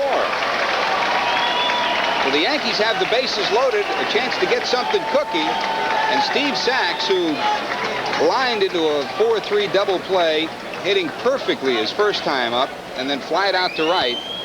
And we will probably get to see Jay Tibbs as Al Jackson comes out to talk to Harnisch. And Jackson's been there a few times, Tom. Yes, he has. Al Jackson, one of the real knowledgeable former pitchers in the major leagues, and going over to work for Frank Robinson. He is a gentleman, that guy right there. He really is. He started out with us years ago when I was in Pittsburgh, and he's done a marvelous job. He loves those kids, boy. He just be calm. You exactly what he said. You've got an 8-0 lead. You got to get the ball over the plate. Don't try to overthrow the ball. You've got good stuff. Get ahead of your hitters. Let's get the ground ball in the infield. If you have to give up a run, fine.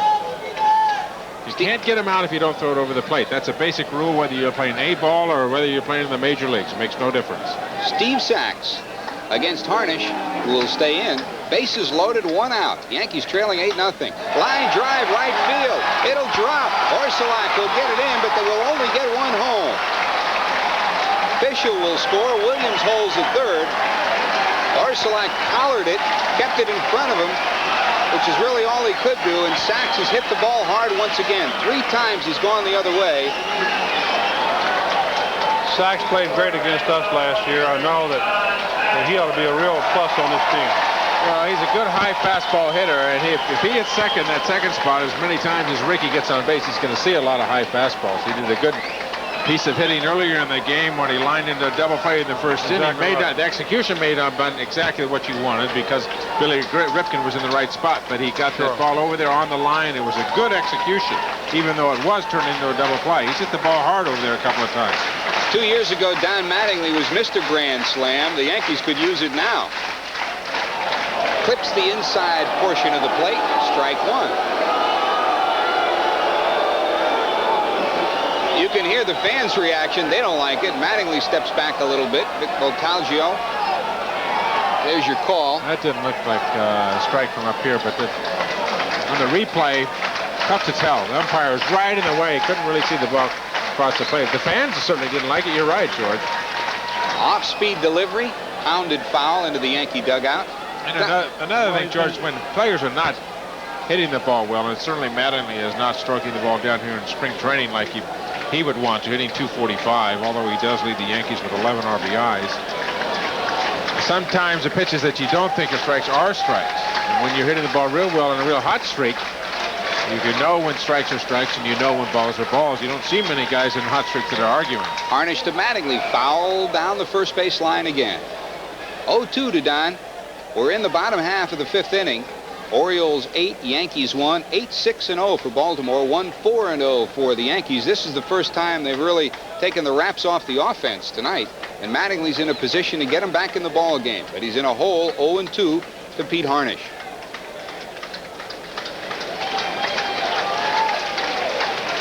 Harnisch working from the stretch. Gets Mattingly.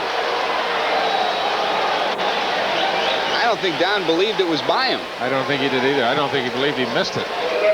Said you talked earlier about there are certain players on your ball club that you are not tradable, guys that you would not trade. We heard in the New York press, Mattingly possibly being traded from the Yankees. Would you consider him an individual to be traded or a non-tradable property? I never like to make a stand on who is what or where, because everyone knows in this whole baseball world that Don Mattingly is a supreme player and a real leader on this team. Aldirulo back to Harnisch, and Harnisch bails himself out of this one. So the Yankees, with the bases loaded, can only get 1 home. And at the end of 5 innings, Sid Thrift, thanks for joining us, and best of luck to you and the family. Thank you very much. Congratulations on becoming part of the Yankee family. Good luck, Sid. Thanks, Sid Thrift joining us up here in the booth, and we'll be back after this. See you later. Buddy.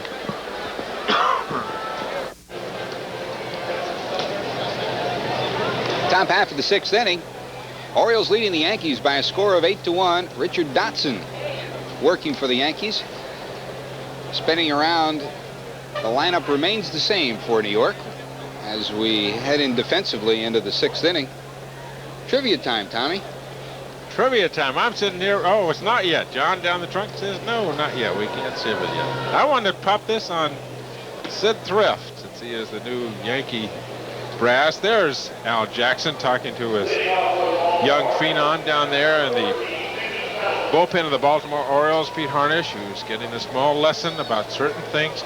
Al Jackson, a very positive kind of pitching coach. He has his work cut out for him, but he does have some great young arms on that Orioles staff, headed by Juan Bautista. But this kid, Harnisch, and another one that we're supposed to see tonight, and Kurt Schilling, are another couple of youngsters that one day might be putting this Oriole franchise back in contention. One of the great franchises in the history of baseball. Richard Dotson came in relief of John Candelaria in the 4th inning. Not in relief, just picked up after him. He's to Mickey Tettleton. 1-1. Dot got through the 4th with 3 fly ball outs. In the 5th, fly ball, ground out. So far, of the 6 outs, 5 of them have been fly balls. That's what you expect from Richard Dotson. You would expect that from Richard Dotson. He's going to be working on his fastball. He's not been happy with the way he's been delivering the ball, and almost like he's been pushing it, as we talked about before. But he really looks good to me tonight. Looks like he's getting on top of the ball and driving it to home plate. 2-1 to Tettleton. Sachs has it. Steve Sachs, and the Yankees have had outstanding play at second base from Velarde when he's played there, and now that Sachs is back from his rib cage pull, he picks this one right off the clay. Pretty good swing by Tettleton. Hit the ball right out on the end of the bat. Sachs made an excellent play. Yankees, who were 3rd in runs scored last year in the American League, but they were 12th in team ERA, but only the White Sox were worse than the Yankees defensively. One of the things that Dallas Green has been very concerned about is the defensive play of the Yankees and wants it to be improved. There's a good fastball by Richard Dotson just outside. Dotson to Craig Worthington. Worthington now is the 3rd baseman. Those of you that haven't been following the O's, Juan Bell was given the shortstop job. Not so much given it for the regular season, but given it for spring training. Dotson for Worthington again outside. Bell played all the way at short up until this weekend, and Worthington sat the bench most of the time as Cal Ripken played 3rd, and the decision was made. We talked to Roland Heeman and Frank Robinson. They said he's just not ready yet, maybe by the end of the year. Foul down past Cal Ripken Sr., the 3rd base coach for the Orioles. So they're sending Bell down. They'll send him to Rochester, let him play, get used to being a command performance shortstop. And that opens the door for Worthington, who was Mr. Clutch at Rochester last year. Johnny Oates, the first base coach, was his manager down there, and he said everything we needed he did last year, so he'll get a chance to do it as Ripken moves back to short. Just outside, full count to Craig Worthington. Richard Dotson. 3-2, 1 out. We're in the top of the 6th. Orioles leading the Yankees 8-1. Popped him up. Sachs calling Mattingly off, and he's got it. Richard Dotson, Tom, is one of those pitchers, when he lost the blazing fastball, really had to learn how to pitch all over again, and he's making the transition little by little. Well, he always had an outstanding changeup, George. He really did. He had one of the best changeups in the American League before he got hurt. It's funny, I was with him when he went through his injuries with the White Sox. I was playing over there, and he would start a game and he would be okay, and then all of a sudden, excuse me, all of a sudden he would begin to, not now. Phil's out walking around the stadium. Phil's over talking to DiMaggio. He's left us here for a few innings. He'd be all right, and he had a muscle across the right front of his chest that would cut the circulation off to his arm, and by the 6th inning, there was just no strength left whatsoever. And he would lose it gradually. It's funny, if he put his arm straight down to the side, he got complete blood flow. He put it up here like it was a throwing position.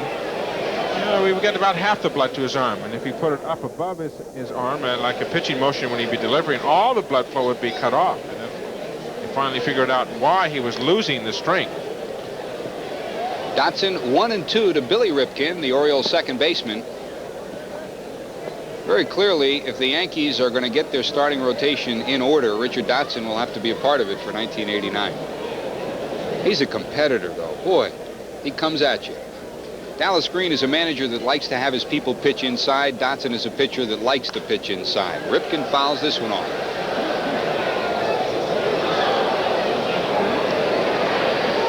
Dallas, no nonsense when it comes to his catchers and his pitchers, and he likes the man who's behind the plate tonight, Bobby Guerin. In trading away Joel Skinner, he felt in Guerin he had a man that could eventually fill Skinner's role defensively. Pounded to third. Pags has it run up on him. There'll be an error on Pagliarulo, and Ripken will be on.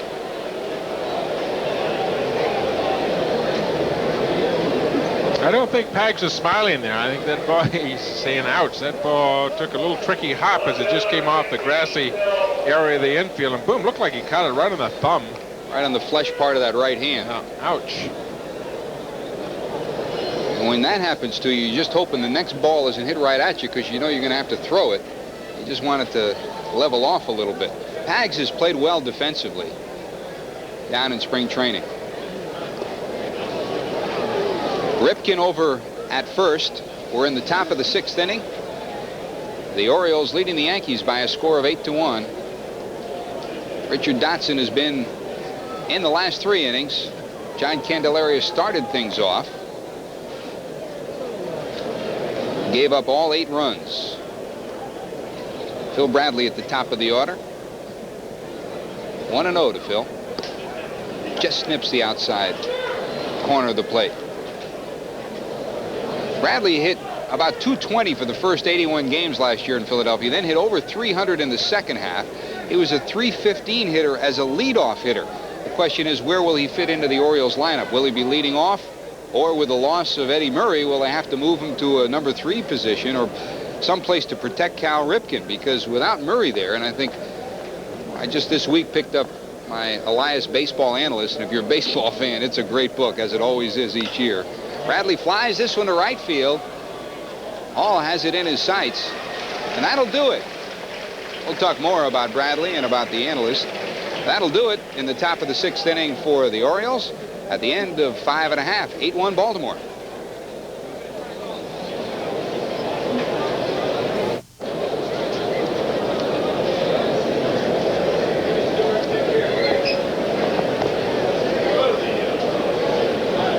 The trivia quiz we told you and asked you, I should say, earlier this evening.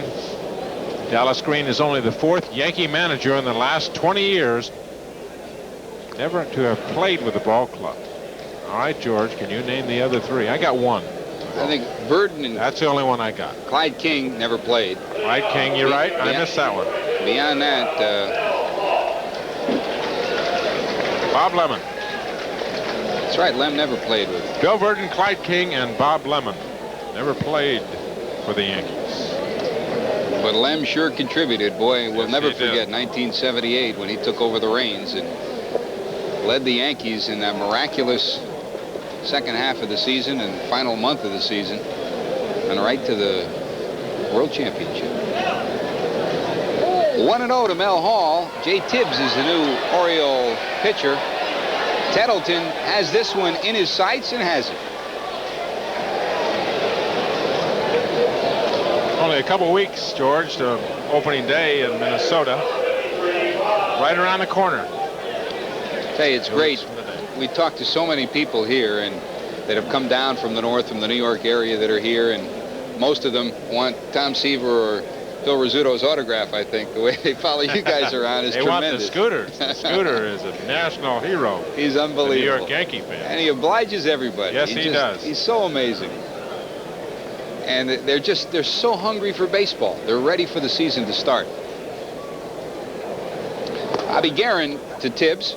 For Jay Tibbs, he is no stranger to fans of the New York area. Curt Schilling is getting loose in the Oriole bullpen way down the left field line. One of the comforts of spring training, having somebody come down and loosen up your hips. And they don't do that with me when I work out at home. The old joints get creakier and creakier. Opening day a couple of weeks away. I'm wondering what the opening day lineup is going to be. They're probably going to bring Frank Viola, right? Too. I think Sid Thrift is going to have a couple of moves before we get there. I think we're going to see some new players. 0-2 to Bob Guerin. Well, that's true. I think they're And Bob Quinn has worked so diligently in the last couple of weeks to try to plug the holes. And, you know, part of it is what you need, but part of it also is what you have to give up. And as we talked about, do you want to give up your future? And that's the decision that the Yankees are going to have to make. Tibbs to Guerin. 0-2. Foul back.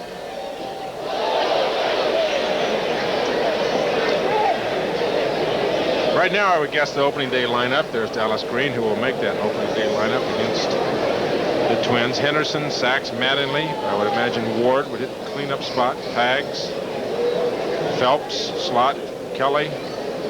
Santana now injured. Velarde. At shortstop, possibly. Hurt ball inside.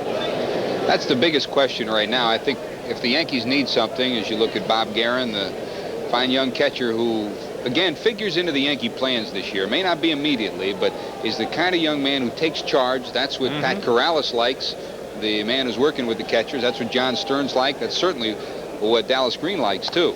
Foul back. And you know who I'm guessing for to be opening day pitcher? The grin on my face, you can tell, the old-timer, Tommy John. I bet he's the opening day pitcher. I think right now he's been amazing down here. Just absolutely amazing. Pitched well again today. Also got an AB today. I know, he got a double. He may be in the lineup as in hitting as well. Guerin flies this one to left field. Bradley coasting in. Will have no trouble. 2 down. Good swing. He just got under it. You also wonder if Dallas Green's going to carry 2 catchers or 3. Non-slot, Jamie Quirk. Is Guerin in the plans? They need right-handed hitting on this ball club. Got to have somebody off the bench that can swing right-handed.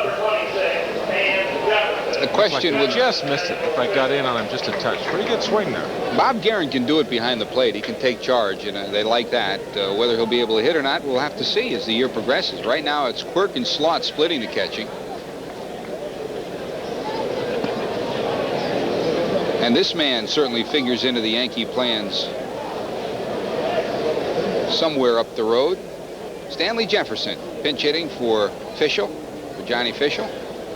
Jefferson is one of the group in the battle for that center field position. Bobby Brower, who's been hampered by a groin injury. Stanley Jefferson, whose family still lives in the Bronx. And boy, Stanley would like nothing better than to come back home and show what he could do. He was in the Mets organization, was looking forward to doing it there. And strange things happen in the game of baseball, and he's hopeful that he has the chance to do it. Such a fine, positive young man. Jay Tibbs inside, nips the corner. Home cooking. 2-1. That'd be nice. Home cooking, right? You like that. That's why you wanted to come back to New York. You're darn right. Nothing like going home and get some home cooking. And Nancy can cook.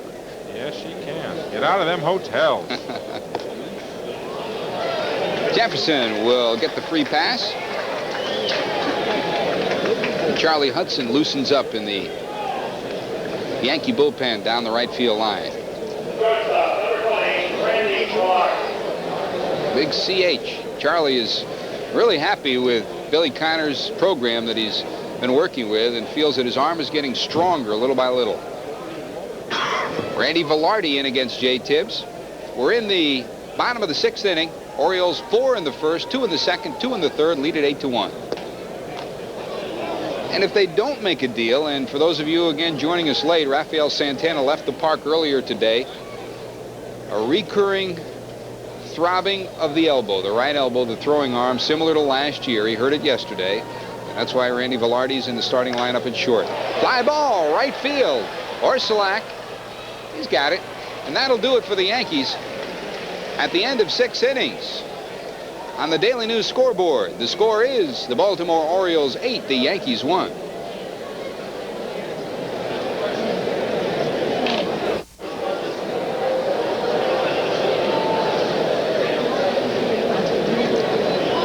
Back at Fort Lauderdale, we're into the top half of the 7th inning. The Orioles, 8 runs, 6 hits, and no errors. The Yankees, 1 run, 4 hits, and 1 error. The good news, Steve Sachs has hit the ball well tonight. Played a good, strong second base. The bad news, John Candelaria, 3 innings, 8 runs, 6 hits, 1 strikeout, 2 walks. The better news is that nobody, as far as we know, has been injured on the Yankees so far. Steve Sack swinging the bat very well tonight. A lot of problems. Dave Winfield's back. Ron Guidry's arm. John Candelaria's knee. Wayne Tollinson's hamstring. Richard Dotson to Brady Anderson. Anderson wearing an uncharacteristic 65, and as near as I could tell, by looking around, I think he lent his uni, because he had his regular uniform on when the day began and then switched to the 65s. Now look who has returned.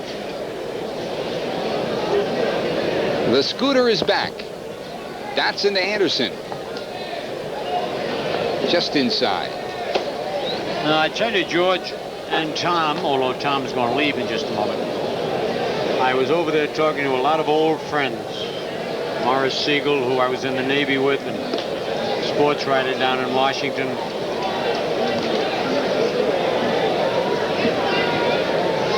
Brady Anderson walks to lead off the top half of the 7th inning. And what did they do? I don't know. You come in with 87 sheets of paper. Does that mean we're in trouble? You got a card here? The people came up in between innings to give you cards? No, and I was over visiting with the Jolter, Joe DiMaggio. Oh, yes. The Joe DiMaggio. The Yankee Joe DiMaggio, the Yankee Clipper. He's over in George Steinbrenner's box. He and Nick Nicolosi, and it's good to see Joe up and around. He's had a little pacemaker put in. Scooter, it's amazing. Wherever you go, anywhere around this country, and Joe shows up, standing ovation. There's such a warmth, such a feeling for when he walks into a ballpark. There's not too many people who have that quality, that star quality, and that charisma, like he and Ted Williams, who are, wherever they go, they're noticed and they're appreciated. And as you mentioned, George, they gave him a standing ovation. Truly, he's the greatest all-around ball player that I ever saw or played with or against, or some guys could do maybe something. Mantle could hit the ball further. There's a shot of the Jolter and George Steinbrenner. So graceful, too. And he still is. He's just majestic with the American flag. What a great shot. The American flag flying over the... You will forget the Italian flag tonight, even though it should be right there alongside of it. Yeah, that is a great shot. Bob Quinn to his left and our right. I tell you, Bob Quinn is one of the finest front office operatives in the game of baseball. And people will ask, now that Sid Thrift is here, what happens to Bob Quinn? He'll still be the general manager, and he will still be one of the hardest working baseball people in America. And he'll help this aggregate of people to put things together for the Yankees. No, he will. And he does things, a lot of things that you don't hear about. Arcelak pops this one up to left. Jefferson into the game in left field. We'll collar that one in. One down. That'll bring up Cal Ripken with Brady Anderson still on first. We're in the top half of the 7th inning. Orioles leading the Yankees 8-1. And yes, Cal Ripken is playing short again, Scooter. Yeah, it's a good thing they've got several games left so that he can get back into the swing. I don't think it'd take him too long anyway. He's played so many games at short and so many consecutive games. There's Bob Quinn, a close shot of him. He helped Bobby Malkmus. Bobby, a New Jersey boy. And by the way, he needs only 45 more days in the big leagues to qualify for a pension. This is Bobby Malkmus. Somebody listening should give him a job in the big leagues for 45 days. Bring him up here. He doesn't qualify up here for the pension. Anderson off first. Dotson with a stretch. Just misses outside. 2-0. It's interesting what the Orioles will do with this lineup without an Eddie Murray, and it seems so strange not to see number 33. There's Cal Ripken Sr. at third, looking at number 1 son, Cal Ripken Jr., number 2, Billy, on this club as well.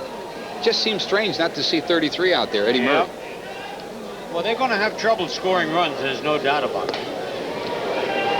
Just gets the corner, 2-1 to Cal Ripken. I say that even though they scored 8 in the first 3 innings, but that man right there looks like he's playing a different type game too, George. He's doing a lot of hit and running, bunting, something he never did before. Robbie's number 20's already been retired. Line drive by Ripken. All goes back just in front of the warning track, and Anderson scoots back to first base. Good wood by Ripken. A nice play by Hall, too. This kind right field's a little strange for him. He's normally a left fielder or a center fielder. And there's a big difference when you go from one side of the diamond to the other. It doesn't seem like there should be, but the ball comes at you differently. Right-handers slice the ball, left-handers hook it. Watch how nicely he goes back. Doesn't panic, has to reach up and grab it. Mel Hall said today, I don't care where they play me. I'm just glad to be here and I want to play. 2 down. He was a little unhappy in Cleveland, excuse me, Judge, because of the fact that they platooned him and then they were going to make him a DH this year. And you don't feel like a whole ball player, a complete ball player when you DH. Jimmy Traber knows that story, the hitter for the Orioles. He figures in the first base platoon, either DHing or playing first for the Orioles this year. Dotson to Traber. 2-0, 2 out here in the top of the 7th inning. Orioles 8 runs, 6 hits, no errors. Yankees a run, 4 hits, and an error. As Dallas Green witnessed an afternoon contest where the Yankees lost to the Mets 8-6, and he's losing here 8-1. 3-0. The Yankees record now 10-9 with the loss this afternoon to the Mets. Of course, don't forget there are 2 more games against the Mets coming up in New York. 1 at Shea, 1 at Yankee Stadium. Right now, is it tied, the spring training series with the Mets 2-2? 2-2. Okay. Dotson just gets the break on that one. 3-1. A little high, but he'll take it.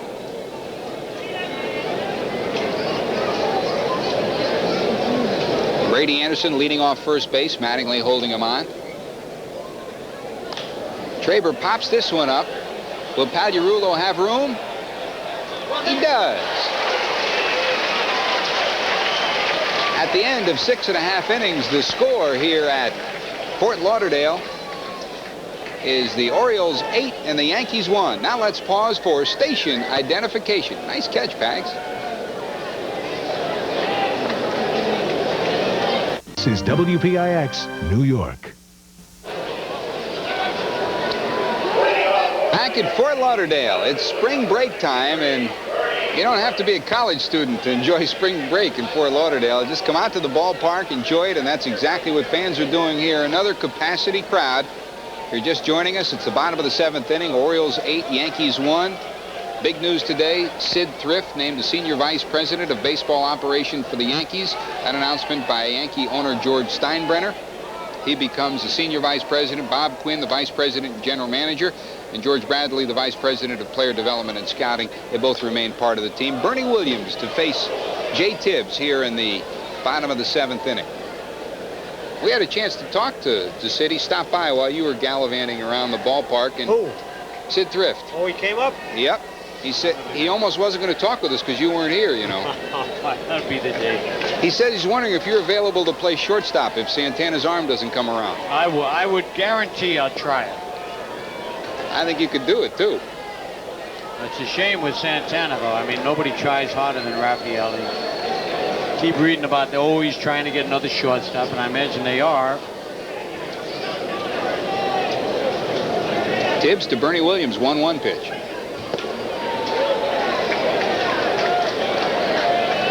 The story with Raffy was at the end of last year, he knew he had bone chips in the elbow, and the feeling was he had 2 choices. Either surgery, which could have been drastic, could have meant the end of his career, or wait and rest. And the decision was to wait and rest, see if it healed.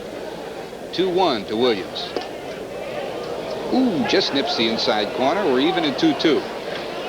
And it worked up until yesterday. And then he made a relay throw and said he felt it right away, and it appears that one of those bone chips is resting against the nerve. They took x-rays today, and they'll look at it tomorrow and try to sit down and see what they'll do from here. Those bone chips are treacherous.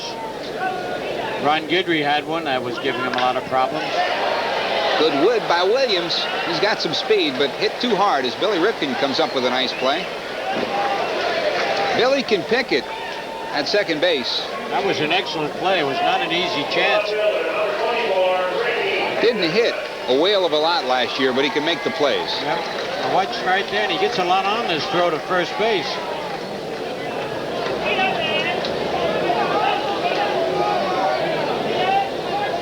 Billy Ripken, second baseman for the Orioles. He's the only one in the infield that hasn't been bounced around so far this spring. He's been there from start to finish.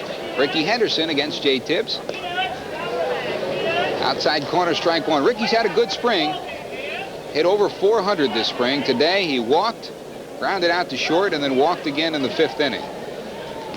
Walks don't equate in spring training, though, for Ricky, because you know he's not running. He won't run till we get up north, and it means something. So those 2 walks could have meant 2 runs up north, and certainly would have meant a couple of stolen bases. In fact, Sid Thrift, when he came in today into the Yankee clubhouse just before the game, went up to Ricky and said, "Boy, I'm looking forward to seeing you play." Aren't we all? Jay Tibbs. 1-2 to Henderson. That sweatshirt Ricky's got on looks like he might have picked it up in Dodgertown with that blue. Different there. Look at that. And don't start any rumors or anything now. A lot of guys here who like to go to the West Coast. If you were the Yankee general manager, yes, would you sign Henderson now, or would you want to see him play this year, the last year of his contract? No, I'd really want to see him play this last year of his contract. 2-2, 1 out. Jay Tibbs to the #1 stolen base man of the last 10 years. Line drive, center field, but Brady is in the right place. 2 down. That'll bring up Steve Sachs. Sachs lined into a double play, hit the ball hard in the 1st inning, hit the ball hard to right field in the 4th to fly out, and then singled and knocked in the Yankees' only run in the 5th inning. He has had a good spring once he got into the lineup. Yep. 2 down, 8-1 Orioles. Tibbs high, ball 1. Well, you figure he'll be the second baseman, Scooter. Oh, yes. High chopper. Sachs has some speed, but nice play by Ripken again. That's it for 7 at Fort Lauderdale at the end of 7 innings. The Orioles, 8 runs, 6 hits, no errors. The Yankees, 1 run, 4 hits, and an error.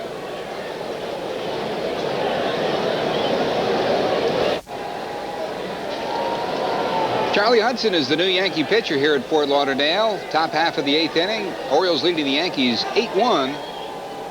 So the book is complete on Dotson.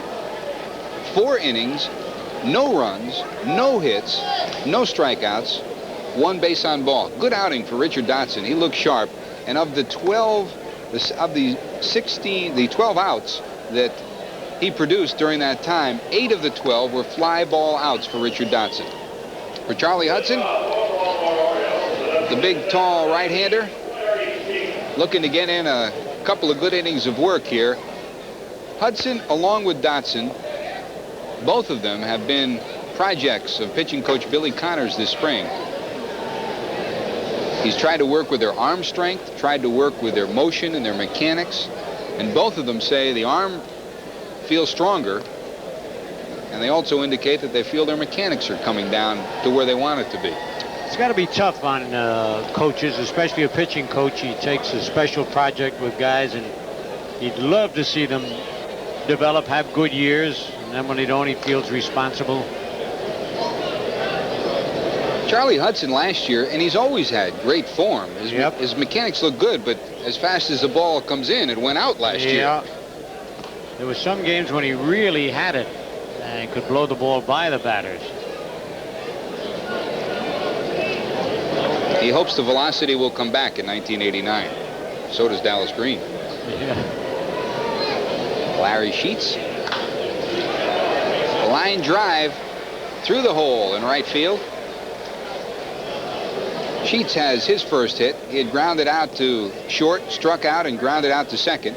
Has his first base hit of the evening, and that's the first hit that the Orioles have come up with since the third inning. Interesting situation with Sheets, and Traber, and cast of thousands over at first base. You got to figure that Randy Milligan fits into that too. Who'll play where and who'll play when during the course of this year. Mickey Tettleton, the catcher, up against Hudson.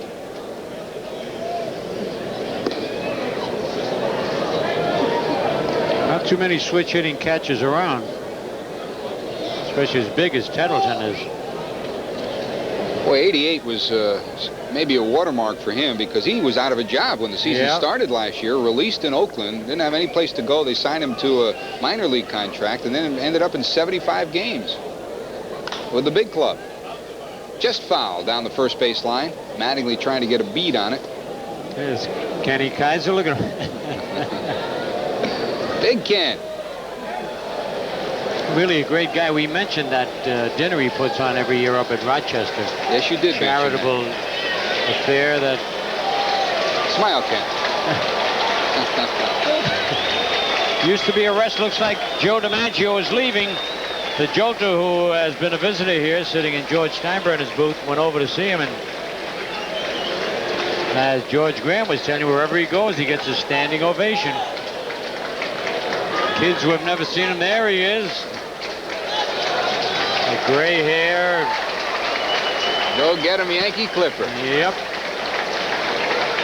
So majestic. I tell you, it was great playing with him on your team.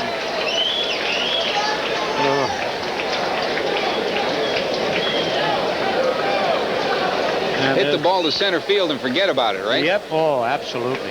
Absolutely. We're going to have a runner. It'll be Steve Finley will run for Larry Sheets. Finley for Sheets. It's 1-1. Hudson to Tettleton.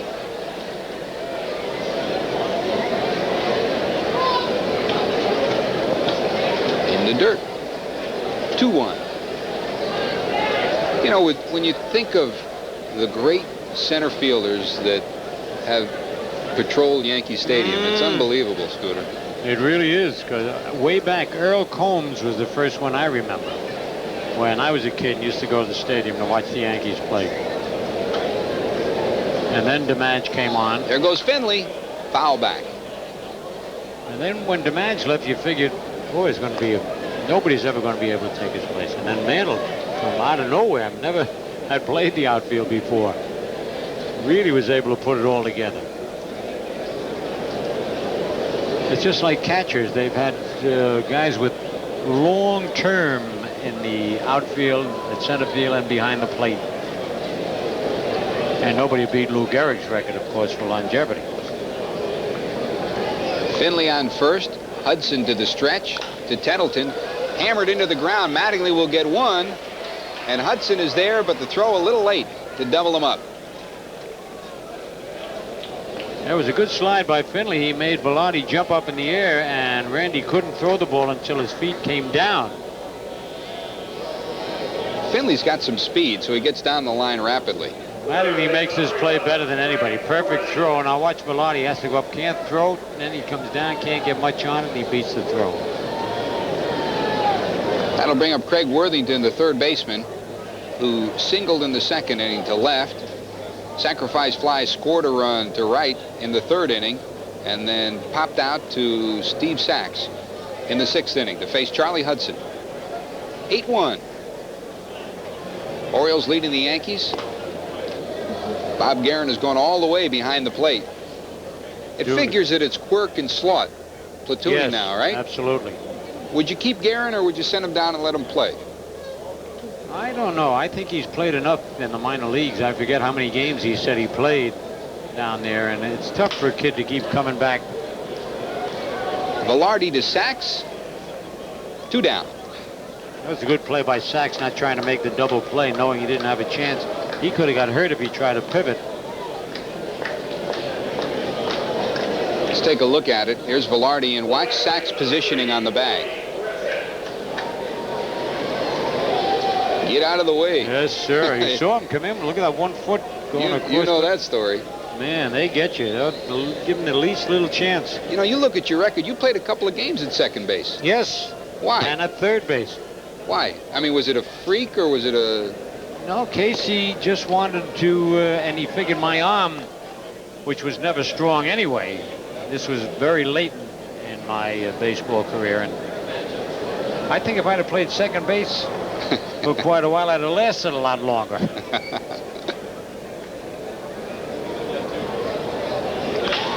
Ripken up the middle. Velarde will take it himself, and that'll do it for the Orioles in the top half of the 8th inning.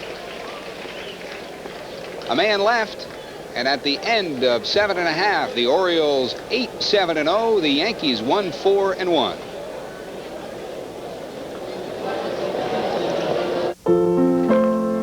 Take the 48 Yankees.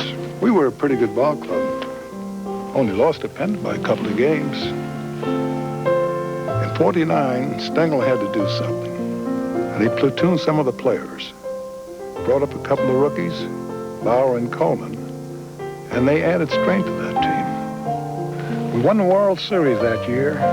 And although we didn't know it at the time, it was the start of another Yankee dynasty.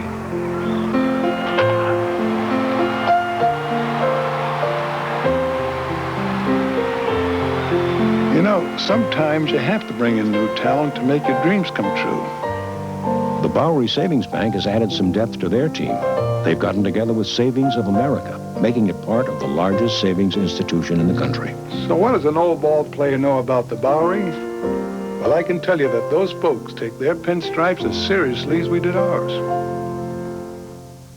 Well, I'd be lost without this calendar. I got to keep track of my pitching rotation, travel days, off days, on days, day games, night games, home stands, road trips. Boy, I'm a busy man, but I don't mind as long as I'm busy in October. Ivory Soap presents Calendar Weekend when the Yankees host the Indians Saturday, April 8th and Sunday, April 9th. All fans at the stadium will take home a Yankee calendar, compliments of Ivory Soap. The 1989 Yankees. It's a whole new ballgame. Well, our next telecast will be next Monday, March the 27th at 8 p.m. The Yankees and the Montreal Expos live from Fort Lauderdale, Florida.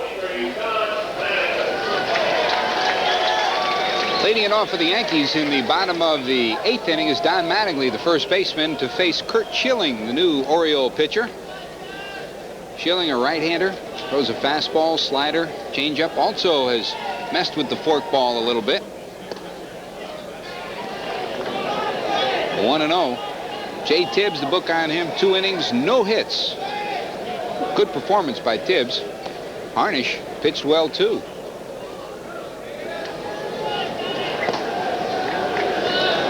1-1. Schilling was part of the Brady Anderson deal that sent Mike Boddicker to Boston. Helped the Red Sox last year, and Roland Heeman and Frank Robinson hope that this young man helps the Orioles this year and for many years to come. Mattingly to first. Traber will take it unassisted.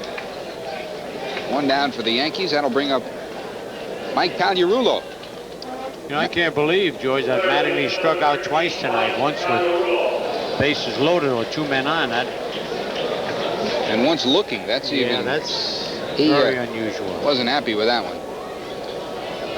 Pags singled his first time up in the 2nd inning, and then lined out his 2nd time up, and then bounced to the pitcher's 3rd time up.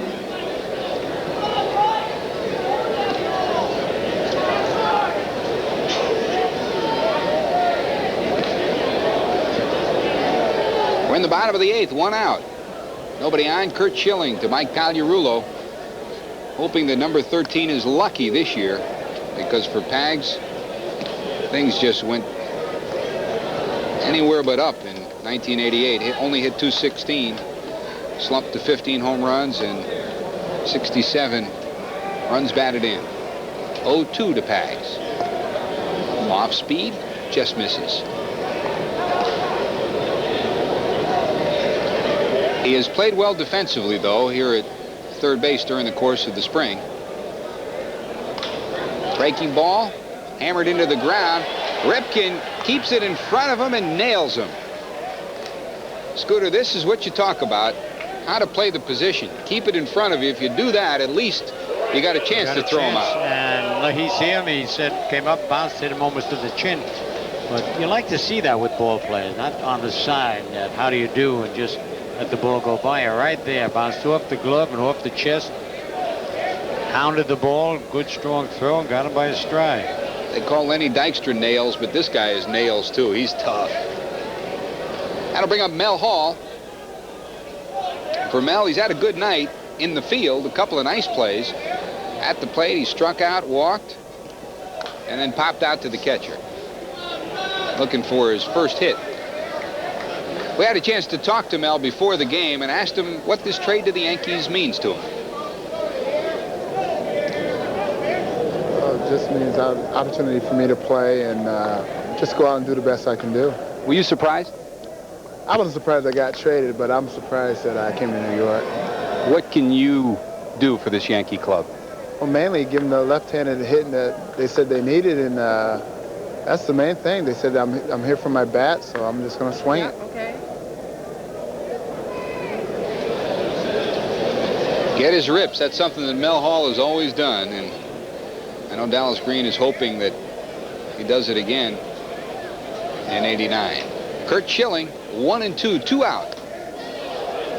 Way inside. Ironically, that's how the game goes. It was 1984, and Dallas Green and Charlie Fox over in Chicago needed some pitching help. So they got Rick Sutcliffe, sent Mel Hall to Cleveland. Lo and behold, 5 years later, they're reunited. Well, that 1 year was magic for the Cubs because Sutton Sutton. No, it wasn't Sutton. Sutcliffe. Sutcliffe won them the pennant that year, just about. What a great year he had. Great trade on the other side, too, because part of that deal was Joe Carter going over to Cleveland. Oh, man. I tell you, that's one of the most difficult things for Mel, because Mel and Joe Carter have been the closest of friends for the last 9 years, and he said that was the toughest thing to leave, was his friendship with Joe Carter. Day-to-day friendship. They'll, of course, remain friends, but they're just not going to be able to break bread and read the paper and chew the fat. It's tough, you know. You make real good friends in baseball, football, whatever it might be, hockey, and then all of a sudden one guy is traded, and it really makes a difference. Who was your closest friend for the Yankees? Well, Yogi is my closest friend. I mean, we were together most of the time, roomed together, and went in business together, and we still see each other and go out to dinner. Yogi and Carmen, Cora and I. 3-2, 2 out to Mel Hall. Whoa! Way back, way back. That's out of here. Holy cow, what a way to break in. He struck out his first time up as a Yankee, even though it's spring training. And his last time up in his game, he just hit one over the wall. And we were wondering where the home run power might come from this year with Winfield gone. And that could be it. And what do you got there, George? Well, fans, you know what happens every time a Yankee hits a home run. Hey, Mel, this bud's for you. So Mel Hall gets the lick that he wanted. He hammers that one to right field, and that's a nice debut for a start.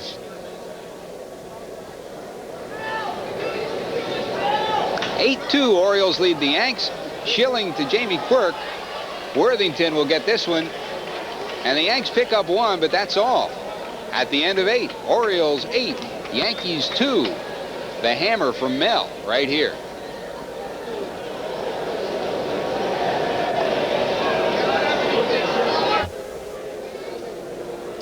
Participating advertisers in New York Yankee baseball are Dodge. Visit your tri-state Dodge dealer where the new spirit shows.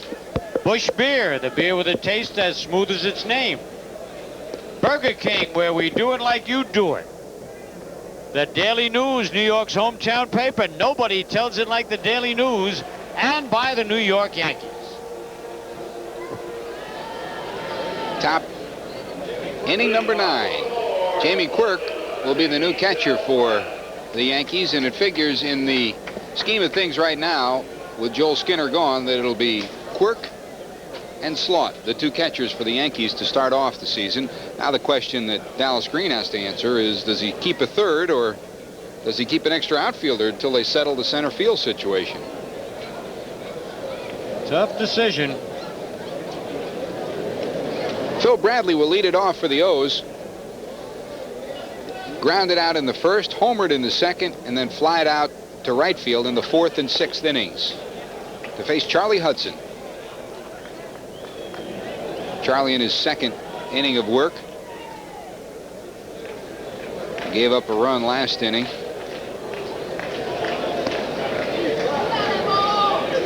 Falls behind 2-0 to Bradley.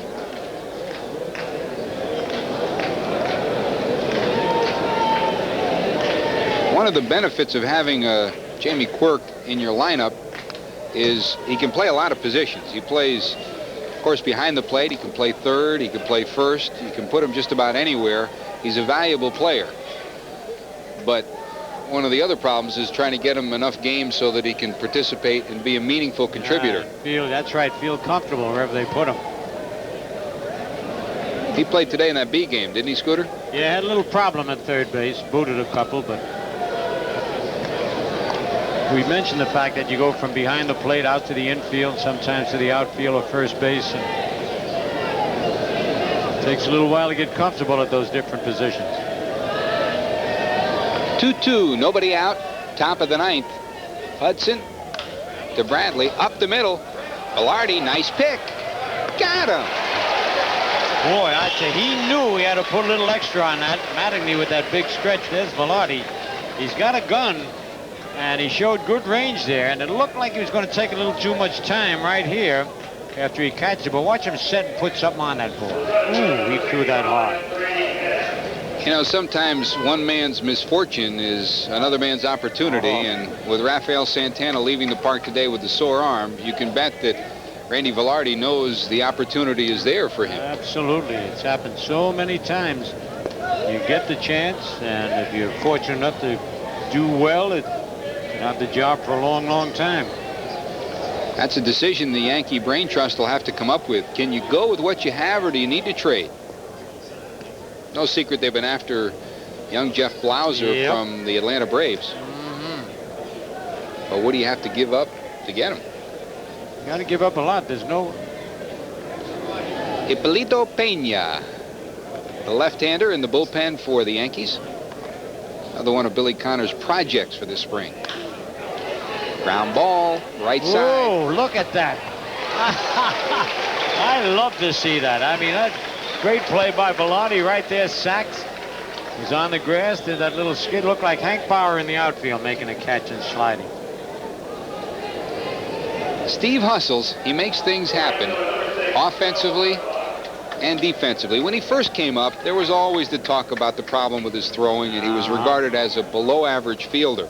But if you talk to people who see him play day in and day out, they say that he has become an average or maybe a little bit better than average second baseman in the last couple of years. He reminds me of Nellie Fox, who made himself an outstanding ball player. He had trouble fielding when he first came up, hitting, doing, and he just worked hard, as Sachs did. And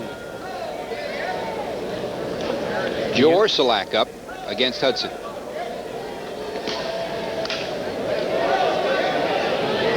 And there you see Mattingly knows he's got Sachs with good range. He lays off it. They combine for the out. And the infield gobbles this one up. Hudson's gotten hitting the ball into the ground. Sachs comes up with the good play, and at the end of 8.5, the Orioles 8, the Yankees 2. Coming up on USA Tonight right after Yankee baseball, startling charges in tomorrow's Sports Illustrated about the gambling investigation of Pete Rose. The drug trial of a Bronx school principal is declared a mistrial for an unusual reason. An accused cop killer reportedly changes his mind about taking the witness stand for fear of retaliation. A babysitter's caught abusing a baby on videotape. Joel Steinberg wants his conviction thrown out. We'll have a preview of the Best Actress nominations for the Oscars coming up after Yankee baseball.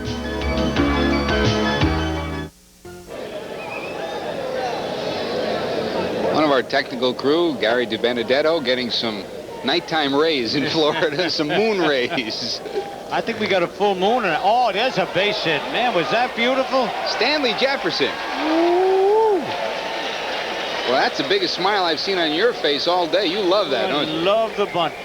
Probably the only guy alive who loves the bunt. Man, he is fast. And he deadens this ball. It is beautifully done. Look at him. Loose hands. Ball does not bounce out there quickly. All the third baseman can do is pick it up, make sure it's an American League ball, and that's it. We talk about the battle for shortstop, but there's a battle for center field, too. And Jefferson's right in the middle of that. Oh, yeah. It's Pat Corrales, number 47, the first base coach. This one rolls to the backstop. I think Tettleton's a little tired back there. He didn't ship very well, but they could give him a wild pitch. Kevin Moss is the pinch hitter for the Yankees for Velarde here in the 9th inning. The Yankees trailing it 8-2. Kevin, no stranger to Fort Lauderdale. He played here. He's got some home run power. Has been playing some right field for the Yankees in spring training, and now trying to get the measure of Curt Schilling. Jefferson now over at second.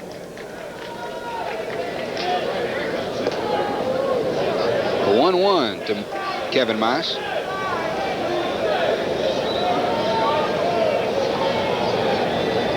They like his aggressiveness at the plate. He'll attack the baseball. Outside ball 2-1. And now it's serious time too, Phil, with a little over a week of play down here. So these players know that they're on the bubble, and they know. Well, they got to get the guys ready who are going to be, you know, the main cogs in the wheel for the Yankees. But you mentioned this kid has gotten a lot of good clutch base hits, and he's shown good power. Nice looking young man, quiet, a hard worker, and that's another thing that this coaching staff likes about him. Well, and the more left-hand bats they can get in that lineup at Yankee Stadium, the better it's going to be. You got to start worrying right now, though, about the right-handed power without Winfield there. You got to come up with somebody else that has the stick from the right side. Moss gets the pass, and Schilling digging himself a hole. He's got 6 runs to play with as the Orioles lead the Yankees 8-2.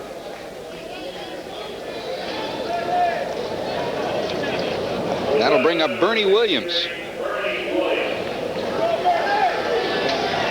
When you go over that list, that's right, what you just said. They got Gary Ward, who bats from the right side. And, of course, Bob Guerin, that's one reason they would like to keep him around a little bit if they could. Of course, Don Slaught will give you a little bit of punch from that side, too. Tettleton goes out and says, let me talk to Curt here, see what the story is. He's behind again. He gives up a bunt base hit, then throws a wild pitch, throws 4 balls and 1 strike to Moss, and now goes down 1-0 to Bernie Williams. Williams checks Lee Elia out, the third base coach, for a sign. Yankees need 6 to get back in this one. 8-7-0 for Baltimore, 2-6-1 for the Yankees. High ball 2. Schilling 6'4", 205, was 0-3 when he came up at the end of last year, but they really look for him to be a factor in the future for this Baltimore team. Almost throws this one away. He's 3-0. Some action in the bullpen for the Orioles. Up for the first time is Kevin Hickey. The left-hander, as Frank Robinson looks on, along with Al Jackson. Now he gets a strike. Vic Voltaggio is going to hear the Boo Birds with that one, though. Well, that was a pretty good fake by Williams right there. They'd happened to him a little earlier. He kind of jumps back out of the way as though his pitch is way inside. And it was a little bit inside. We can only see through umpire Ray Cleaver, we could have told you. 3-1. Schilling to Williams. Looked like the same pitch, but this one's called the ball. And they're loaded. Bottom of the 9th inning. Orioles leading the Yankees 8-2, and Al Jackson will come out and talk to Curt Schilling as Ricky Henderson moseys up to home plate.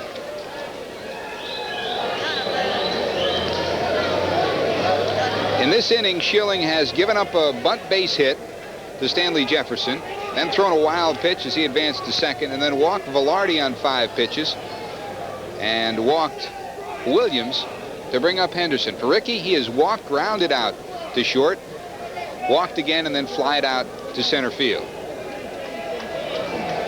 Henderson's had a good spring. I mean, Schilling's going to get his pitches in and his time in. Unless things get out of hand, I don't think the plan is to take him out. But Al Jackson still wants to get him in the program. We talked to him before the game, and Jackson said he'll come along, but it's going to take some time. The winning or losing the game isn't as important as Tom Seaver told us earlier about the pitcher getting his certain amount of pitches in, getting that arm strong. Bases loaded, nobody out, 1 ball to Ricky Henderson. The Orioles leading it, if you're just joining us, 8-2 here in the bottom of the 9th inning at Fort Lauderdale, Florida. We're even 1-1. Second of our 3 preseason games. Next one will be next Monday night against the Expos, and then opening day in Minneapolis, Minnesota, in the Dome against Minnesota. Had a cut, huh, Phil? Yes, he did.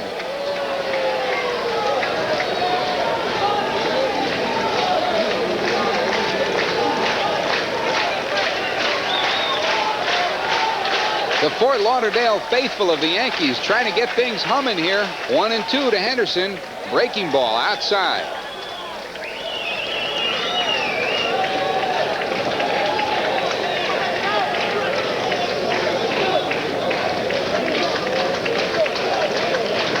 There you see it. Jefferson's on third.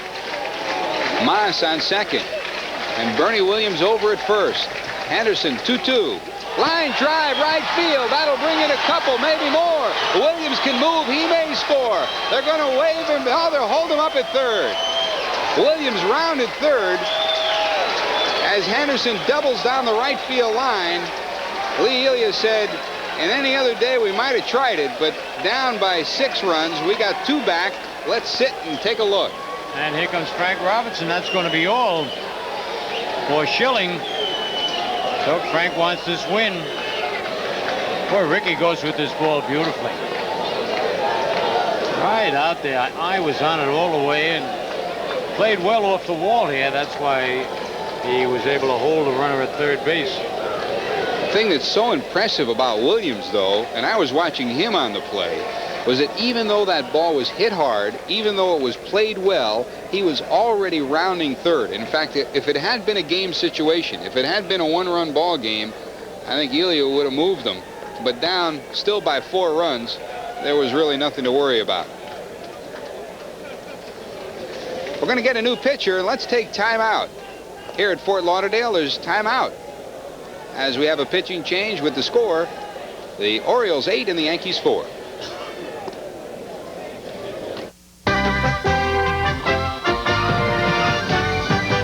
Good evening. The latest report on inflation is a little better than expected. Consumer prices only rose 0.4% last month. But the government says the nation's savings and loan industry lost a record $12 billion last year. More losses expected this year, but not quite so much.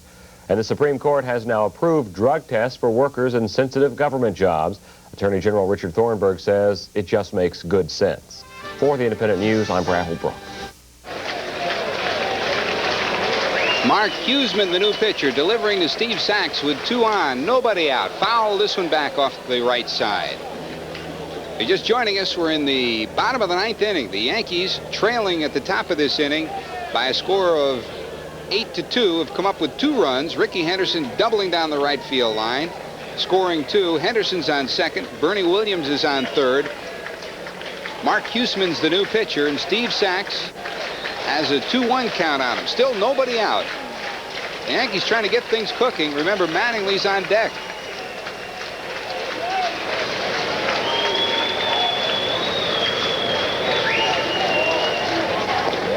Outside ball 3. 3-1.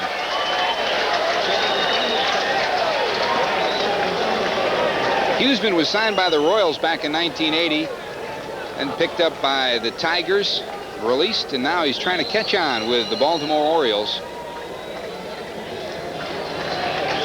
A career 12-11 Major League pitcher in the American League.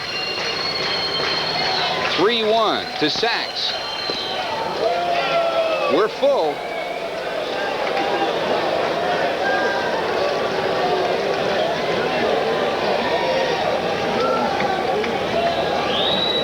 Steve Sachs on the night, lined into a double play, flied out to right, singled to right, and then grounded out to third on a nice play by Ripken. He's hit the ball well every time up. Has a chance to do something. 3-2. Almost had a piece of it, but Tettleton controls, and Sachs dejectedly walks back to the dugout. 1 down, 9th inning. 3-2, throw that curveball. Now he's going to bring another pitcher in. How do you like this? Frank Robinson playing this to the hilt. He's already signaled for Hickey. So while Hickey comes on, we'll pause now for the change of pitches. 8-4, the Orioles lead. Relive our history through the eyes of America's greatest photographers. From great events to the ordinary, they've chronicled war and peace, who we are, what we do, and how we do it. They've captured times of glory, from vast unlikely characters to the best of all of us. An American Image, 150 years of photography, hosted by Hal Holbrook. Wednesday at 8 on Channel 11.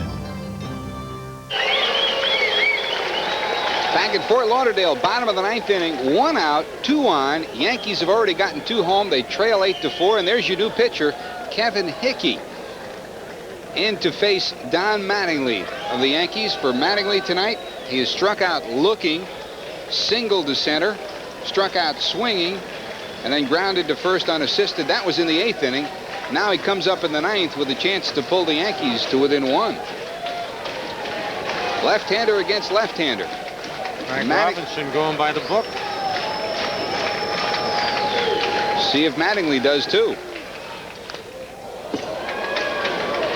Just got a piece of it. Mattingly is one of those hitters that Wade Boggs is similar. When he faces a left-hander, it seems like he bears down even more. Yep. No, wait a minute. Frank Robinson wants time here. He hurt himself. Looks like he might have pulled a groin muscle or something. He was flexing that right leg a little bit, and Frank Robinson doesn't want to take any chances. He's limping a little bit. Robbie's saying, look, if there's any problem at all, tell me now and we'll get you out of here. Don't worry about it. See, you can see the motion he's making, his foot slip, but man, I tell you, naturally he doesn't want to come out. He's trying to win a spot on the staff, and you can't do it if you're injured. But no, I'm okay, Frank. My leg's broken, but you're not getting me out of here.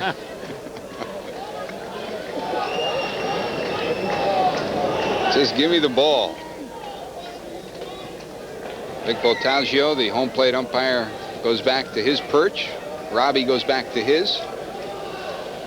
Frank Robinson, number 20, retired by the Orioles. Jim Palmer's 22 has been retired. Brooks Robinson's number 5. Earl Weaver's number 4. And Eddie Murray's number 33 will be retired this summer, and that's certainly well-deserving, Scooter. Number 32. Mark Williamson. His number won't be retired, but he's warming up in the bullpen. Hickey, the left-hander, to Mattingly. Nice play. Ooh. Good wood by Mattingly, but nice play by Traber. Gets home another run to make it 8-5 as Williams crosses the plate, and Henderson moves to third. Well, Lux hit hard and didn't get it in the pocket. Knocked it down, picked it up. Watch this play. He could have hurt his leg here again, jumping up and then reaching for that bag. Not exactly Nureyev, huh? No. There's a great athlete, Nureyev. I saw him at the Metropolitan Opera. I didn't want to go. Cora made me go, and I was mumbling until I saw him start doing that beautiful dance and all those. Oh. Did he ask you for your autograph? No.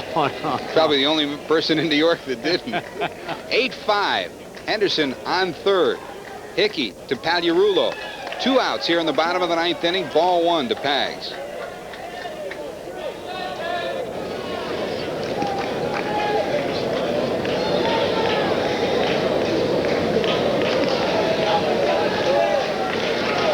Two down at Fort Lauderdale. Capacity crowd has been treated to a visit by Joe DiMaggio, and they're hopeful of a rally by the Yankees in the bottom of the 9th.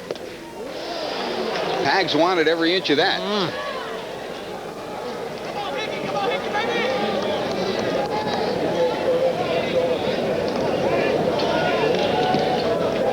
Swinging through it.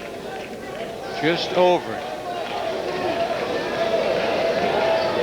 Another look at it. Had a little drop. 1-1, 2 outs to Pagliarulo.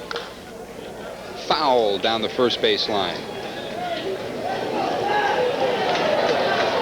You watched them all last year. What would account for the drop in power and the drop in average? He hurt his arm and he hurt his hand. The injuries, one of them. Injury is definitely one of them. And he kept changing his stance. He got to a point where everybody was giving him advice. Everybody on the team and everybody he'd run into on the street. Another philosophy, and I think that is that Lou Piniella wasn't around to work with him daily, and he spent a lot of time with him over the last couple of years. Well, you know, you mentioned that, and it's so true, because not only Pags, but a couple of the other ball players who had big years when Lou was around. He can really study hitting and pick up your flaws quicker than anybody else. He's been over in Tampa with the minor league teams over there. And 2-2, 2 out. Hickey to Pagliarulo. Yankees trail 8-5. Just got a piece of that high fastball. Talking about some right-hand power, Gary Ward is on deck in case Dallas Green looks at the lineup card. Which he has in his hand, and he's checking off. He's got Kelly, Ward in the on-deck circle there, Slaught, Espinosa, and Brower all still in the dugout. From the right side, he's got Kenny Phelps from the other side if he needs help. 2-2, 2 out. Henderson leads off third. Hickey. That should do it. Ooh. Look what I have. Yes, he turned his head, but he grabbed it. Traber has it, and that will do it in the 9th inning for the Yankees, but they came up with 3 runs. They'll fall 3 short, though. The Orioles, 8 runs, 7 hits, and no errors. The Yankees, 5 runs, 7 hits, and 1 error. Al Jackson and Frank Robinson coming in to kid a little bit with Hickey. He comes in to finally nail things down, but for the Orioles, they'll remember this one, and you know they're going to give Jim Traber a little bit of grief on the bus ride back home down to Miami. Traber does your basic ole. Here, watch this. Watch him turn his head on it. Well, actually, it doesn't look quite as bad as it did in real life, does it? Said I had it all the way, Mom. So the Yankees, in essence, lose a double dip today. They lost to the Mets 8-6 this afternoon at Port St. Lucie to even that season series at 2-2. And of course, they have 2 more games remaining up in New York, 1 at Yankee Stadium, 1 at Shea Stadium. And then here this evening, John Candelaria making his first appearance since he had trouble with the knee. Candy had fluid drain the first week in March. His last pitching appearance was March the 5th before today. Went 3 innings, gave up 8 runs, all of them earned, 6 hits, struck out 1 and walked 2 in 3 innings. Richard Dotson came in, though, and, you know, it's like the little girl with the curl. As bad as Candelaria was, that's how good Dotson was. 4 innings, no runs, no hits, no strikeouts, and 1 walk. for Dotson, and Charlie Hudson came in the last two to close things out. And for the Orioles, Pete Harnisch was the man of the day. Harnisch looked exceptional in 5 innings of work. Offensively for the Orioles, the firepower came from Phil Bradley. He had a home run. Also from Cal Ripken, he had a 3-run home run in the first inning that really got them rolling. In fact, Ripken and Milligan hit back-to-back home runs on successive pitches in the first inning, and the Orioles were off to a 4-0 lead. They got 2 more in the second on Phil Bradley's home run, then 2 more in the third, and that was all they needed because they hung on for dear life after that. And the Yankees started chipping away as New York came up with single runs in the 5th, another single in the 8th, and then 3 more in the 9th inning, but they fall short 8-5. The good news for the Yankees from the plate came with the new man, Mel Hall, in the 8th inning, a home run to right field, and it's a nice way to end for Mel Hall, and hopefully a bright sign for the future, Phil. Yeah, I'm sure it will be, George. He was very impressive. He made some good plays in the outfield, and we know he's got a lot of good speed, and the home run is bound to bolster Dallas Green and Mel Hall, because they're going to need all the help they can get. It's been a rough spring. There's been a lot of criticism on how the Yankees have played, but things will get better once the bell rings. The bell is sounded for the night here at Fort Lauderdale. 2 other notes just to recap in case you missed it. Sid Thrift was named Senior Vice President of Baseball Operations for the Yankees tonight by George Steinbrenner. Bob Quinn will remain with the club as a General Manager and Vice President, and George Bradley, the Vice President of Player Development. And on the injury front, Rafael Santana left the park earlier today with a recurrence of that arm difficulty he experienced last year. That'll do it from Fort Lauderdale Stadium in Fort Lauderdale, Florida.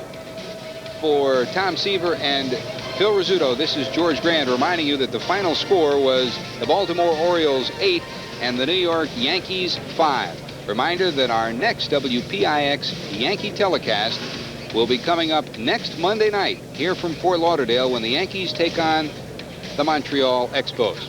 Good night, everybody.